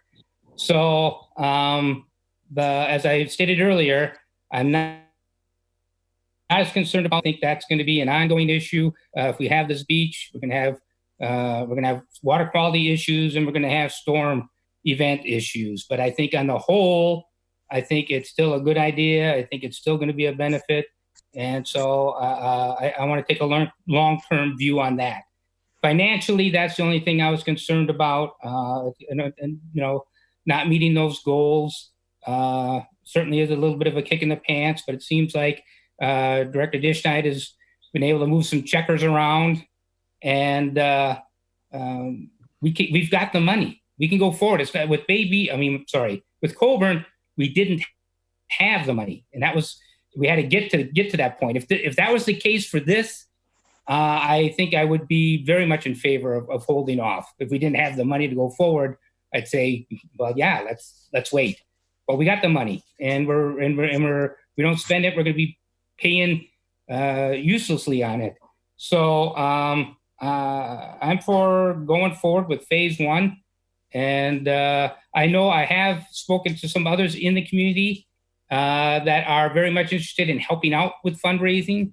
What they could bring to the table, I don't know.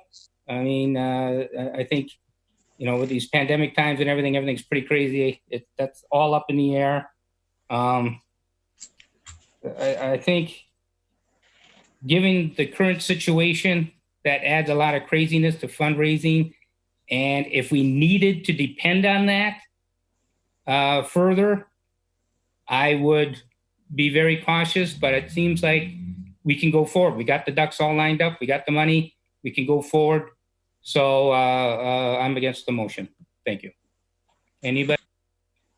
Alder Gerlach and then Alder Weary.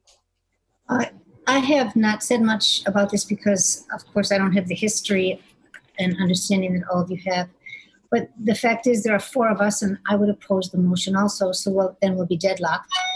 And so I would like to just point out that from what I'm hearing, and I'm hearing all of this new, just this meeting and last meeting, I have confidence that Director Ditchite really understands the fiscal situation and that this is different from the pools. And I also get a sense, and I don't mean to be pejorative, but I do get the sense that there's a little bit of, you made us do it this way for the pools, so doggone it, we're going to make you do it this way for the beach. And I don't think that makes good sense for city business.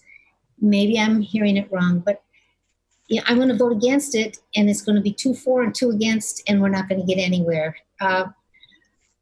So I hope to convince someone that we ought to move this forward. I feel confident, and Director Ditchite is taking responsibility for putting his name on the line and saying, we have got what we need to do this. So I would like to go forward with it. Alder Weary and then Alder Dorf. Thank you, Mr. Chairman. If I could, in the packet we all got, it clearly says at the very bottom, total shortfall of funds, 1.19 million. That happens to be the amount we're short in fundraising and grants. So don't let the public think we're not going to be short with both phases here. That's not correct. And as Alder Burnett stated, and Alder Stoyer, citizens and businesses came together and fundraised $1 million, knowing the project for Colburn, Alder Gerlach, for Colburn, would not go forward until those funds were raised. They met their goal and it still didn't go forward. Here, yeah, you didn't meet your goal. We're still going to go forward. So what? Bend over and we're going to kick you right in the keister. That's what it feels like to them. I guarantee it. Don't shake your head no. You're going to have a lot of mad people contacting you because that's how it's going to feel. They're like, oh, you made us jump through hoops. You made us jump through hoops. Weary has the floor. Hang on. Alder Weary has the floor. You made us jump through hoops for that project. And here, you didn't quite make it. Ah, it's okay. It was Jim Schmidt. You know, that's all right. Just, we'll come up with it somewhere else. It's all right. Don't worry about it. That's not going to fly. Fundraise your money, then we can talk. If I may just, the difference I see for this is that we've already bonded. If we hadn't already bonded, like I said, I might be with you, but we've already got that. I mean, we kind of, I'm not sure, I don't remember exactly why we ended up going forward with bonding, because it seems like that was part of the promises made. We'd get the fundraising done before we move forward, but so I'm not exactly sure how. Point of order. Point of order, Mr. Chairman. We did also bond for Colburn. Remember, we bonded, what was it, 3 million, 3.5 million, something like that. So we did also bond for that project.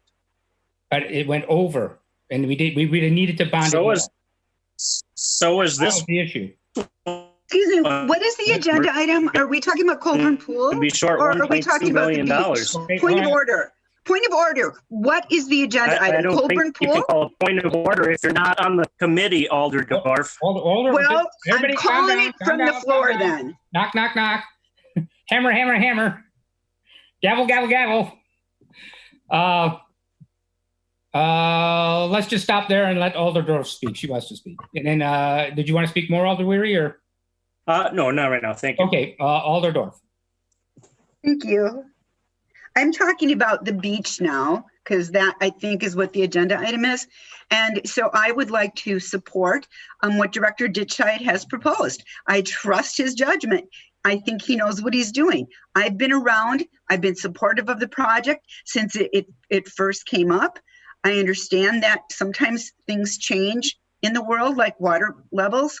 But if Director Ditscheid thinks that we can move forward on this, then I believe that we can move forward on it. And I'm going to support phase one. This is going to go to City Council. It looks like it's going to be a 2-2 deadlock.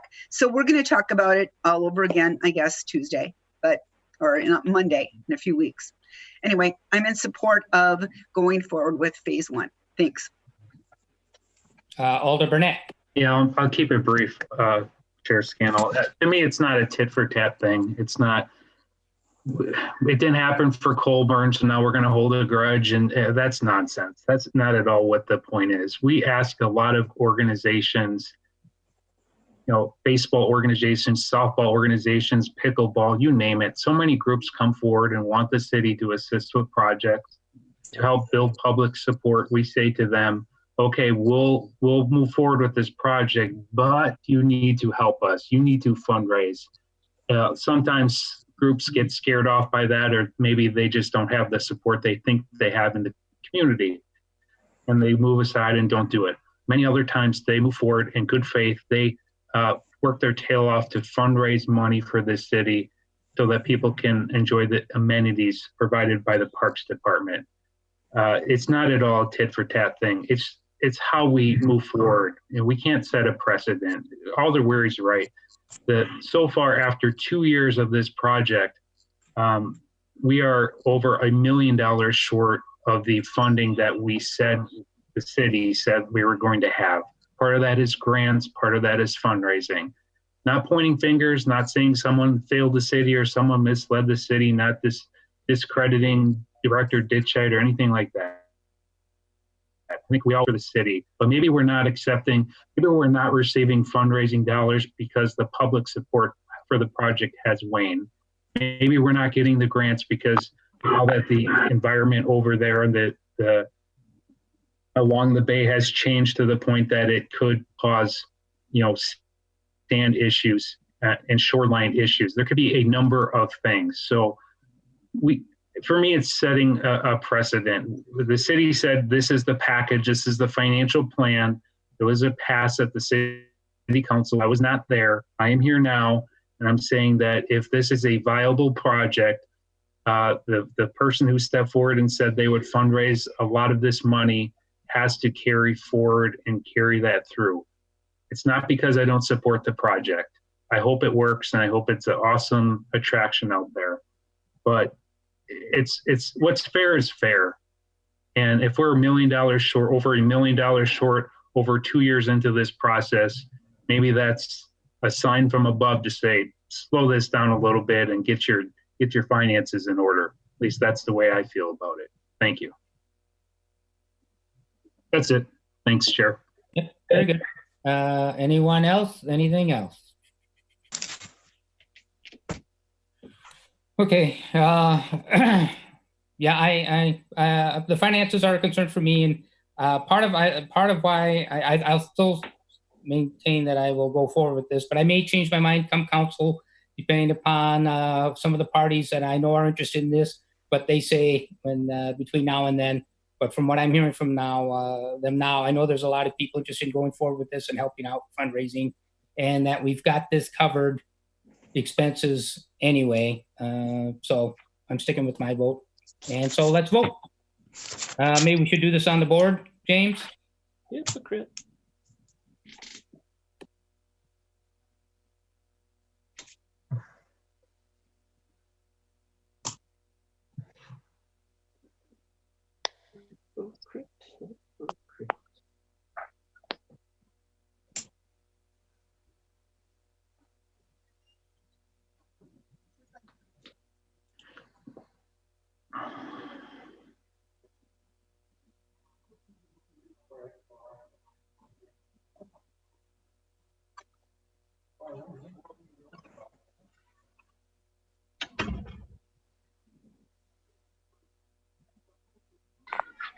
Were you able to share that on your screen, James, or not? I don't think so. We didn't get to vote. Mine never showed up. Everybody vote? The other three did. I'm not sure why yours didn't. Oh. Yeah. Can you just mark me down or? Yeah, I can mark you down. Okay, as a no. All right, and that motion failed 2-2. Okay, I think any other motion is going to fail 2-2. So why don't we just leave it at that? That this goes forward to council with no recommendation. Okay. And when we're ready to move on to number 3, let me know. Okay. Item number 3, consideration with possible action on the request by Alder Gerlach to transfer the name Joseph F. Gagnon to the Little League field, specifically in the current Gagnon Park, formerly Oakdale Park, and to rename the park Old Preble Neighborhood Park. It's a lot of renaming. Alder Gerlach. Director Ditchett, did you want to speak first about this? Sure, I can. So, the request came forward to change the name of the park, and that request came forward, I believe, from the Neighborhood Association. And Alderperson Gerlach can speak more on that because she's been really working with them very closely on this. But let me just give you a little bit of a history in regards to the name that's there right now. So it is called Gagno Park. It's actually titled Joseph Gagno Jr. Park is the official name. And that request was brought forward in 1999 to the Park Committee for approval. And it was brought forward by a resident who was familiar with the work that Mr. Gagno did to help create the park system for the town of Preble before that land was incorporated into the city of Green Bay. So a little bit of background on Mr. Gagno. So he served as a Preble Park Board. I don't know how many years he was president, but he was on their committee. He was instrumental in starting all of the town of Preble parks, which included now, which are Green Bay parks, would be St. Philip Park, Lakeside Park, and Dan's Park. And then he also created Gagno Park by getting permission to use this land from the school district. Originally, it was school district owned land. He also did quite a bit of work at Preble Park, improving that park. And he also helped form the Little Leagues when the town of Preble was there. So that's a history of why the park is named after him and why the request was brought forward. Like I said, the request, I believe, was from a resident, not from the family, but the family supported the request at the time. So if Alderperson Gerlach would like to talk a little bit more about it, that would be great. Sure. So I'm on the board of the Old Preble Neighborhood Association. We have existed for a year and a half. And so I'm, one of the original board is serving now. And this is the only park in the neighborhood of Old Preble. It is just a little over 5 acres. It's a very, very small park. We had our first event for our neighborhood association in that park. For our very first event, we brought in 150 people, including the mayor, the police chief, the K-9 Corps, the Baylanders, and it was National Night Out for last year. And the only thing in this park is a nice Little League field, which is used when Little League is playing, used a lot.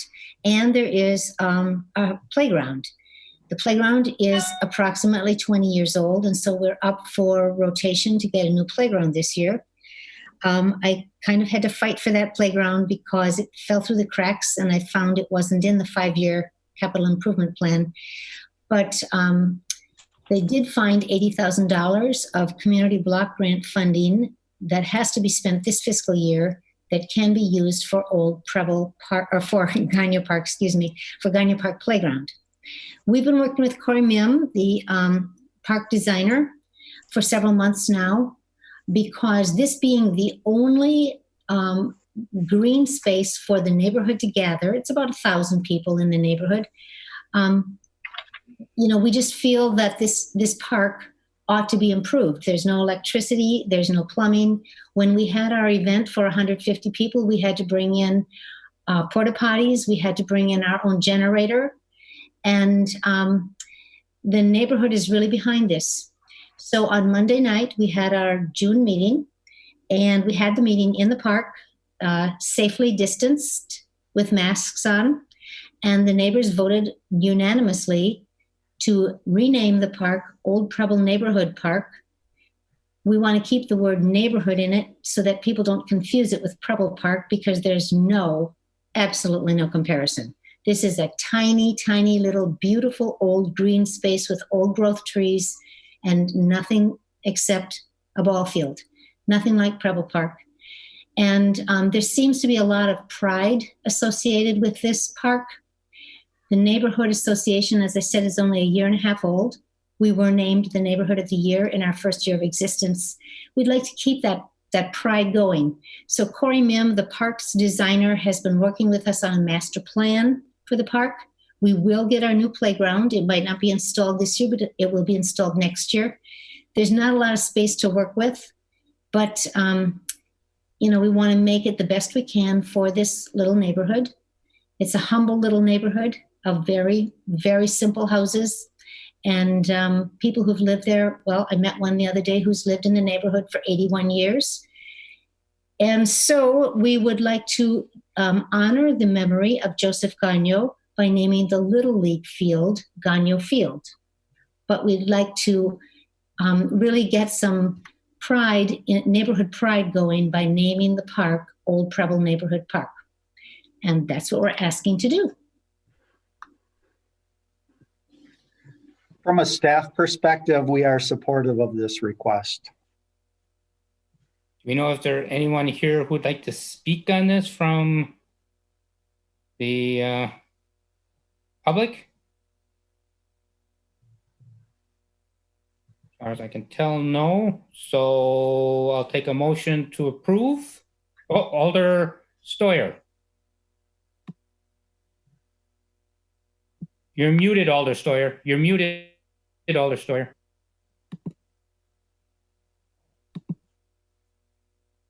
All right, I apologize. Thank you, Chair. I just wanted to ask Alder Gerlach, the family, have you talked to any of the family members, the Gagnon family? Pardon me, but you should always address the chair. I'll address you. Okay, where are you? I can't see you. There's no picture of you. Boy, Randy, you're tough. Yeah. All right. Okay, what do you want me to say? You're muted, by the way. Yeah. What's your question? And I'll address it then to Gerlach. All right, I wanted to ask Alder Gerlach if she had spoke to anybody from the Gagnon family as far as their thoughts on any of this. Alder Gerlach? We have not had any contact with the Gagnon family. We have not ever met anyone who lives in Old Preble who has any idea who the Gagnon family is. We do not have any evidence that the Gagnon family has made a single improvement to the park since it was named Gagnon in 1999. So we don't feel any obligation to, to reach out to them. They have not done anything for the park. However, we do feel in honor of Mr. Gagnon, who did a lot for the park system on the east side and in the Preble area, that we should keep the Little League field named for him. But no, we have not reached out to the family. We wouldn't have a clue where to start. They don't live in the neighborhood as far as we know. All right. Well, I just wanted to ask because, I think there's always another side just to check. So that's all I have. Thank you. Alder Burnett. Yes, thank you, Alder Scannell. You and I met when we had a very interesting naming situation that came up, and it was in the other direction. Alderman Stoyer knows what I'm getting at too, and that it was the West Side Trail. Well, remember at the time, Director Ditchite, there was a bit of, there's a lot of, I don't know the right words, I don't want to say controversy, but there is some disagreement. And does the city have a policy in regard to naming or renaming park facilities and trails and baseball fields? It's an informal policy, yes. And what is that? I'll have to get back to you on that. I don't have that policy in front of me. Because I remember at that time, Alder Scannell, if you recall, I think something came of that. I think there must have been some push to create a policy so that these sorts of issues didn't come up again. Because on one hand, I support the neighborhood. It's a great idea, but I also know that from time to time, family members who have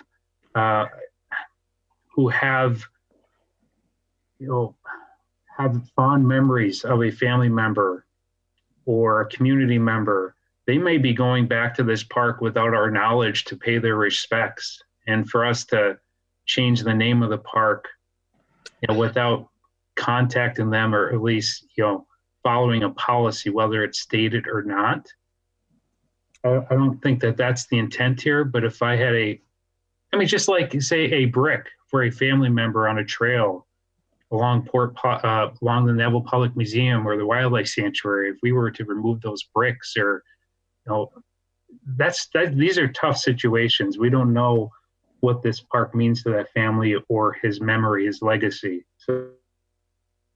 So against the idea, but I would want to make sure we're acting consistent with the policy, whether it be informal or formal. And so those are my thoughts. Alder Weary and then Alder Gerlach. Thank you, Mr. Chairman. Dan. Oh, sorry. You need to go to the bathroom. Go ahead. No, I was just going to grab something, a file. That's okay. But that's okay. Yes.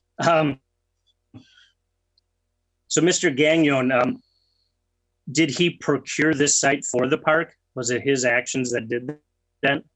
All that we had in the historic files was the letter from the individual who brought this forward with the request in 1999, indicating that he had played a big role or he was responsible for securing it from the school district.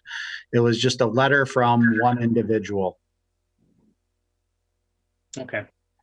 Because that would make a big difference to me if he had a leading role in getting this park named. It feels like it should be named after him. So I guess I'm kind of inconclusive at the moment, but wonder if we can find out more about that. Yeah, I can look into it. I can touch bases with the school district if they have any information on it. It wouldn't have been Right. the Green Bay School District at the time. Yeah, right. Anything else? All right, that's all I Ellery? had, Mr. Chairman. Okay. No, that's all I had. Gerlach. Thank So, of course, we did a lot of research.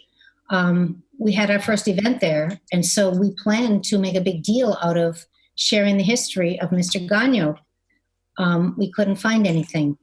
All we could find was that he was a Kiwanian and that he was very active in helping allocate land for parks, specifically for Little League fields. Apparently, he was a big supporter of the Little League program.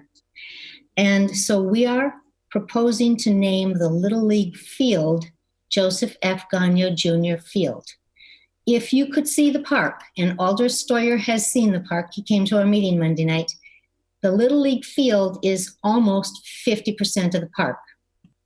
By the way, we've also already been approached by economic development and asked if we would consider giving up a large part of the park to return it to the tax base, to make it into back into lots for homes. There could be 2 private plats there for homes to be built. The neighbors are completely in favor of it. They're willing to change. It used to be called Oakdale Park because it's on Oakdale Avenue. They're willing to change the entrance to the park from Oakdale to Hillview. DPW has expressed an interest in putting a stormwater runoff pond in one corner of the park. If you could just see how little this park is, we're happy to do that. The neighbors have been completely compliant and happy to do whatever it takes to simply have a nice playground and then fundraise many thousands of dollars to build a little shelter and to maybe someday have a real flushing toilet. So yes, we will not dishonor the name of Gagno. I don't think there's any other Little League field probably that it has a name, but it will be named Gagno. But it's clear to everyone who goes into that park that that's the only thing that park was ever meant to be, was a Little League field. Okay, I'll throw in my 2 cents. And so the diamond takes up half the park. So would you say it's a little big field? Yes. It's not half the park, but it's probably 40%. Okay. For me, when it comes to naming things, I'm usually pretty much supportive of the people going forward with it until there's pushback. Then you want to assess it all. And I don't really think you need to worry about ferreting out pushback. It will find us. If there's anybody who's objecting to this, by the time we get to council, we'll be knowing it and we can address it then. But I'm not hearing anything now. So I'm in favor of this going forward, and we'll just see what happens. But I suspect, well, you never know. But I suspect there isn't going to be much pushback on this. So I'm in favor of renaming. Thanks. Anybody else? Well, then I'll take a motion to approve. I move to approve. May I do that? Move to approve by Alder Gerlach. I'll second. And do we need to, well, let's try all in favor. Aye. Opposed? No. Well, I think that's 3-1. So I don't think we need to go to the board. If I could, Chair. Yes, Alder Burnett? Post vote, I know this is a little out of order, but if I could ask Director Ditchite to review the policy, we should really make sure it's consistent. Yeah, make sure it's consistent. So we don't want to Okay. do something. I can report out at council if you'd like, as far as what the policy says. Sure. Can you just clarify for me, just so I know who voted no, because I didn't get that. Alder Weary. Yep. Okay, thank you.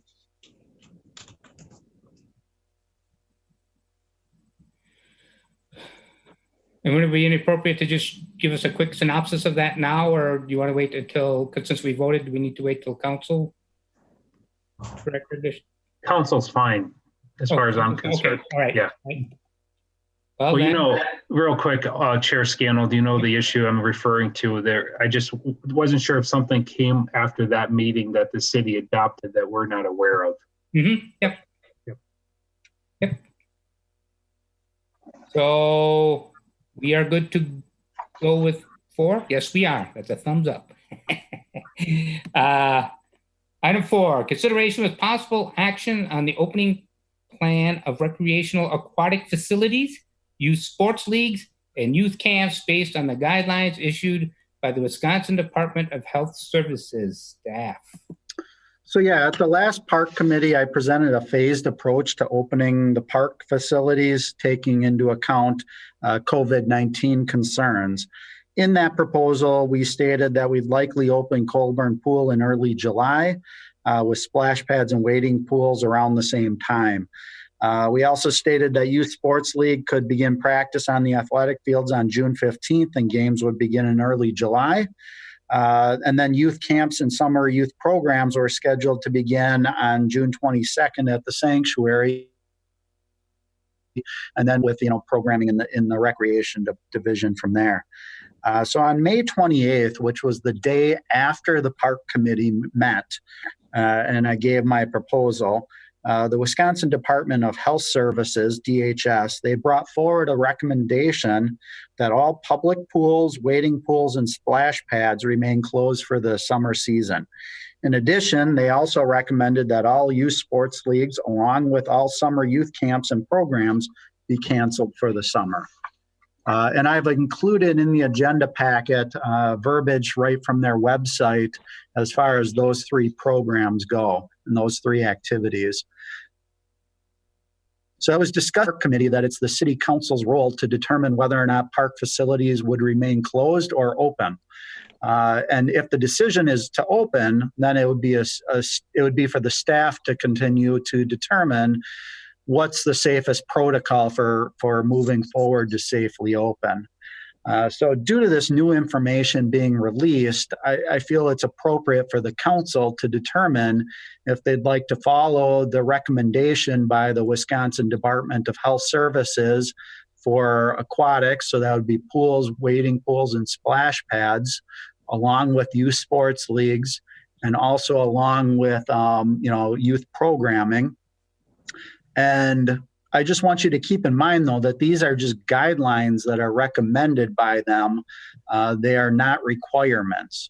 So it is up to each municipality to determine what's best for their communities. So staff's recommendation is still to move forward with the plan that we presented at the last park committee.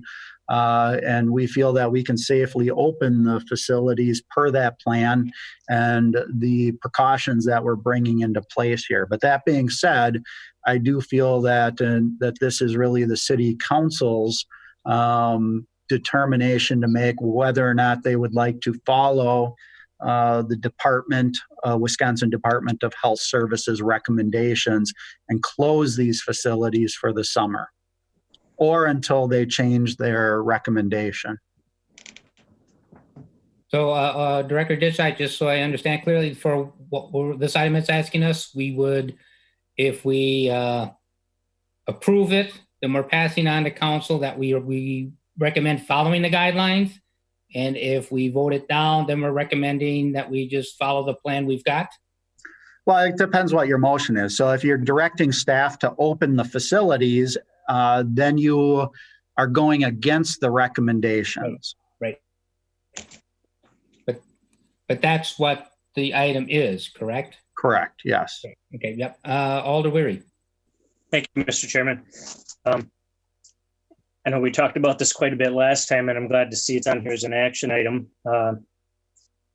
I think we trust our park staff here. If they feel we can open it up and they can help monitor it and guide it, let's allow the sports groups and families in conjunction to determine their risk level. Let's open it up and let people enjoy our parks, understanding that it's going to be guided by our park department. But I think we can put things in place that will be fine. Let's not shut it down for the summer. I think that would be disastrous. Thank you. And I will tell you that there are a lot of municipalities that have already closed their aquatics and their pools. And, you know, I'd say, I don't know, James might have a better handle on it, but it's probably, I don't know, half and half for the leagues and the programs. I don't know if you have a better understanding of that than I do, James, but a lot of the aquatics have already closed. But like I said, our recommendation is still to open. Anyone else care to speak on this? Alder Dorf isn't jumping up and down, so Alder Dorf? I think this is a really tough one. And I have to give this a lot of thought because the health department is recommending something that we may be saying, well, no, we're going to do something different. Can I ask Director, or would you please ask Director Ditchite this question for me, Alder Scannell? Would you please ask Director Ditchite, and let's see, about what percent of the surrounding communities have decided to keep their pools closed? Surrounding Because communities. I heard him say something about that. So Yep, we'll yep. go ahead and ask him that. The surrounding communities, Alder Dishtite, do we know the surrounding communities? I guess I'm in gonna- Appleton included. Yeah, I'm going to defer that to Ann Moeller. She is our pool person, our aquatic specialist in the city here. And I think she probably has a pretty good handle on the situation and what other communities are doing. Hey, Ms. Moeller? So in the Green Bay area, De Pere is opening their pool on a very limited basis. From what I can tell, it looks like they're just offering lap swim and some private swim lessons. They are also going to offer some pool rentals. They are not offering any open swim. Village of Ashwaubenon has closed Ashwaubenon Lake for the summer. Those are the outdoor facilities in our area. The city of Appleton is closed for the summer. In the Fox Valley, I believe Little Chute and Kana, I believe I don't have the list in front of me, I apologize, are opening to residents only, as well as Neenah. City of Oshkosh is closed, but the pools that are open, they're going to have very limited open swim, and they are just limiting to residents. All other pools, outdoor pools, are closing, and some of the indoor pools in the area that are opening also limited to lap swim and swim lessons. And they're also waiting to see what we do. Can I continue since I had the floor? You're muted, but I'm going to take that as a sure. Oh, yes, Alder Dorf and then Alder Weary. Okay, so, you know, again, I may have mentioned this last time, but the whole polio epidemic, did we talk about this last time? About when I was young, they found that a lot of the polio being a virus, it was spread in the pools, and it was because of the close contact. It wasn't because there was chlorine and such, that it wasn't the water that spread it at all, but because in a pool, it's difficult to not have close contact. So here's another question.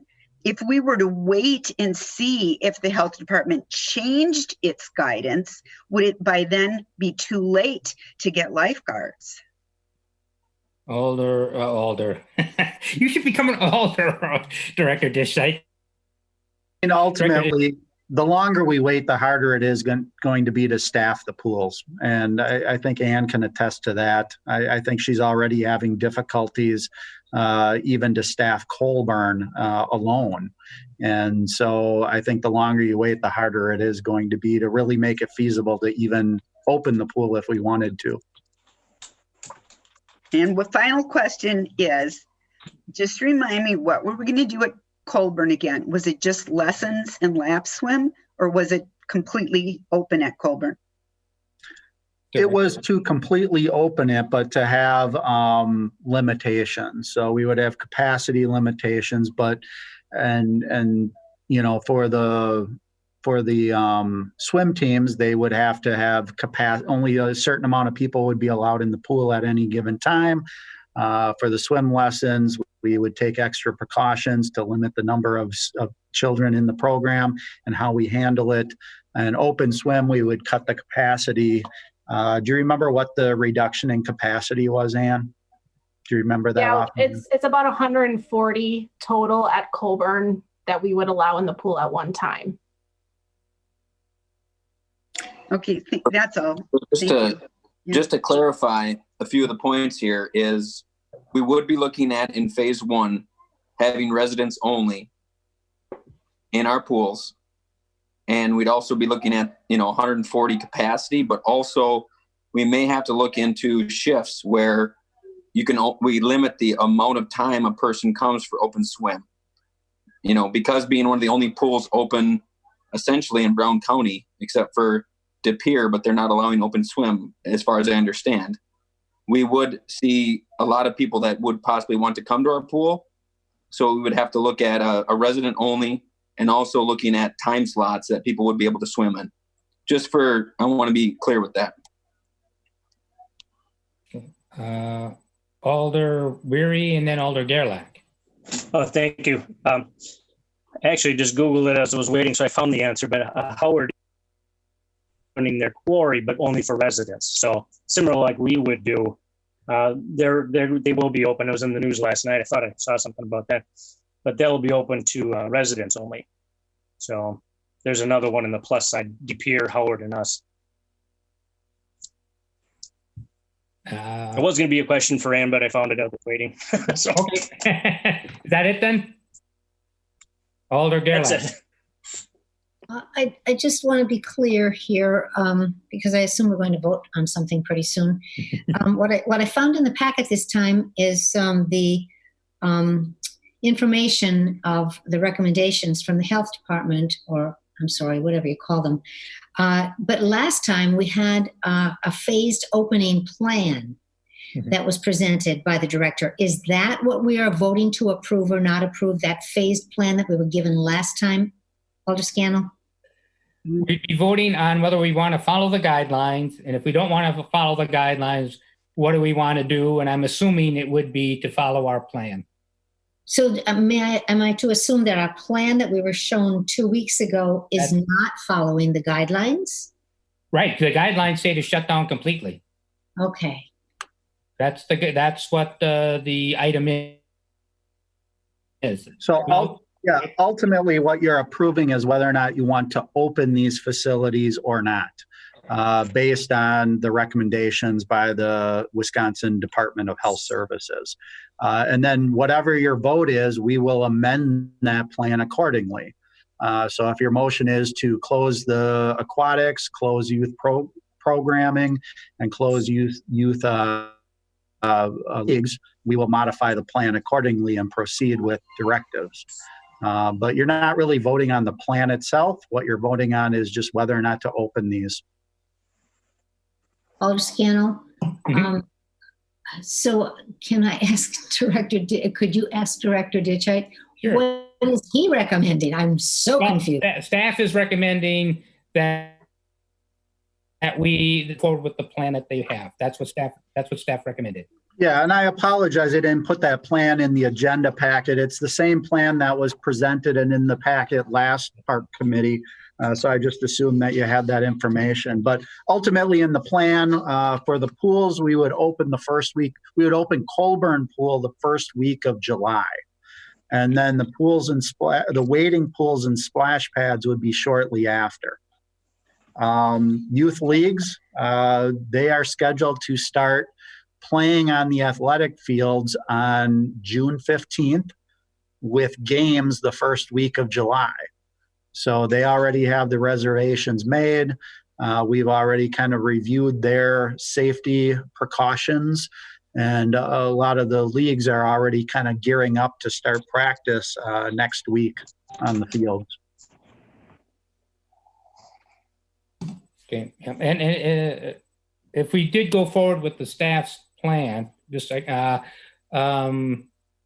lot of this is happening still in a few weeks and everything. And if the situation changes, we have an uptick in COVID, we still have flexibility in the plan to put things off or shut things down, correct? Yeah, I mean, everything put in that plan is a flexible plan based on what's happening in the community. So those were, as I presented at the last meeting, those were kind of best guesses as far as what we feel is realistic. And part of that is based on what's happening in the community. The other part is based on how quickly can we get prepared to actually open these facilities and hire the staff to do it. So those were all considerations when we brought the plan forward. Anyone else? Alder Weary. Thank you, Mr. Chairman. Dan, because the council doesn't meet really for 2.5 weeks, there's a lag time there where really it's going to be your discretion, right? So, and it sounds like you want to move forward with keeping things open. I know I've had a lot of contact with Troy Ness, who's big in West Side baseball, and they want to start practicing, I think, next Monday. Well, I have talked to the mayor and the law department in regards to this topic, and depending on what the recommendation is at the park committee and what other alders call in and talk about with their concerns, there would always be the possibility to hold a special city council meeting just to address this one item next week. And that's something that's something the mayor would support if that's something you wanted to do. All right. Because I think Schwabenon is playing their sports leagues, right? I don't know if you know or not, but I believe I read that they're baseball. Do you know that, James? I do not. Yes. Schwabenon is playing their youth sports leagues. They're definitely modifying drastically, but yes, they are playing them. Thanks. That's all I had, Randy. Alder Gerlach. Alder Scannell, could you please ask Alder Weary if he supports the plan that we talked about last time? I would like to know his. I bet he does, but let's find out for sure. Alder Weary, what do you think of our plan to open up? Yeah, I'm fine with how the park director presented it. Obviously I wanted it more wide open, but I'm fine with this. It's far better than nothing. And I think enough safeguards in there will be fine. Anyone else? Alder Stoyer. You're muted, Alder Stoyer. Someday we'll get it. Anyway, thank you, Chair. I guess one of my concerns is when they open the pool, if they open it, the other pools was that in the list as well, that they were going to open up Joanne's and Rush as well? I kind of heard that they weren't. I guess my concern is that what would happen is that there might be more of a glut of people trying to come into Green Bay, but now the fact is that you have to be a Green Bay resident and they're going to have limitations. So I'm glad I heard that.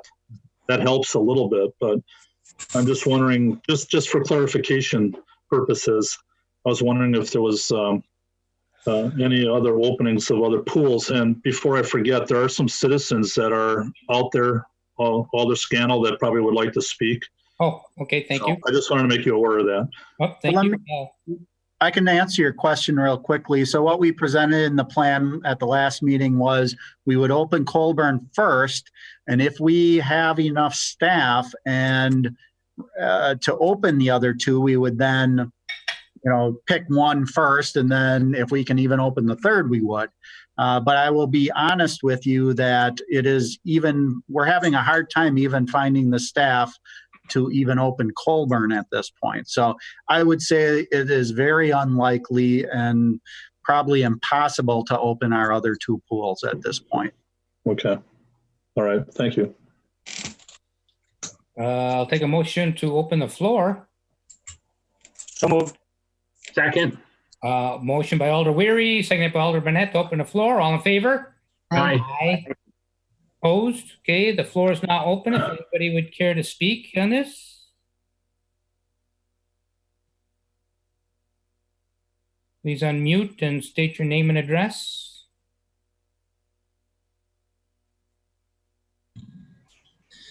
Hi, I'm Pat Bay, Recreation Supervisor. Okay, thank you. Just like a point of clarification, they are recommending that the splash pads would have to be staffed. We have quite a few splash pads throughout the city, which are not in the budget. I just want to make sure everybody's aware of that the recommendation is you'd have to staff each and every of those splash pads throughout the city. Okay. That's if we open up every splash pad, correct? Correct. Okay. And that's the recommendation. You could elect not to staff it, but just for clarification. Mm-hmm. Thank you. Anyone else? Take a motion to close the floor. I move to close the floor. Second. Motion by Alder Gerlach, seconded by Alder Weary. All in favor? Aye. Aye. Aye. Opposed? Okay, floor is now closed.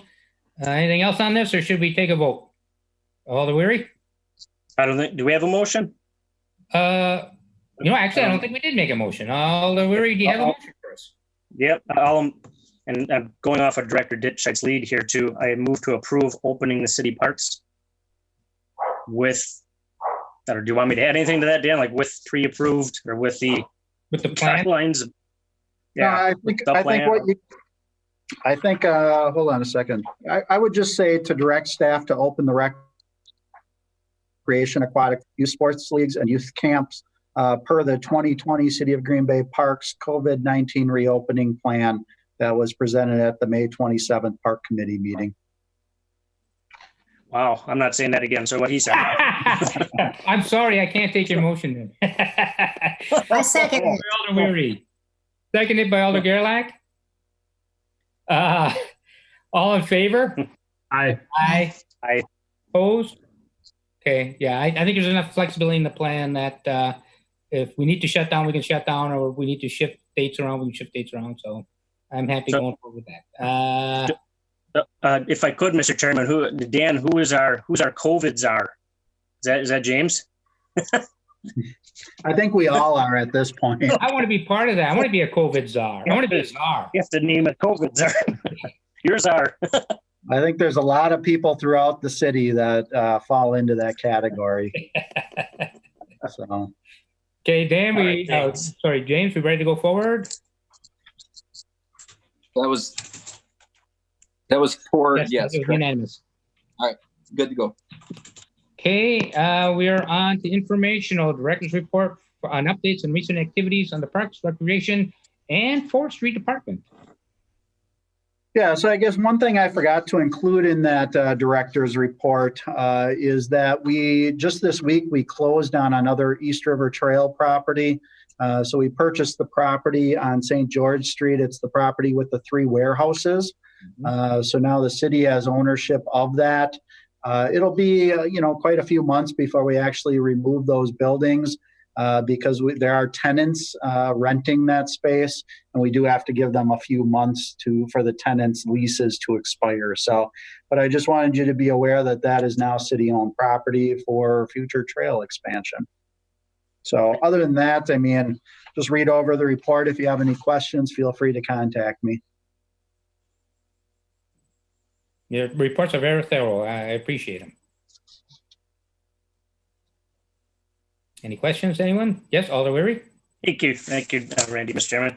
I just had one comment, if I could, Dan. If you could pass on to Brian Pilot, he's our West Side Forester, and he always does an amazing job. He's so quick at getting back to me when I need help, and if you could just pass that on, because he's extraordinary on what he does. So especially lately, I've bombarded him with a lot of stuff, and he's always Johnny on the spot. I will definitely pass that on to him.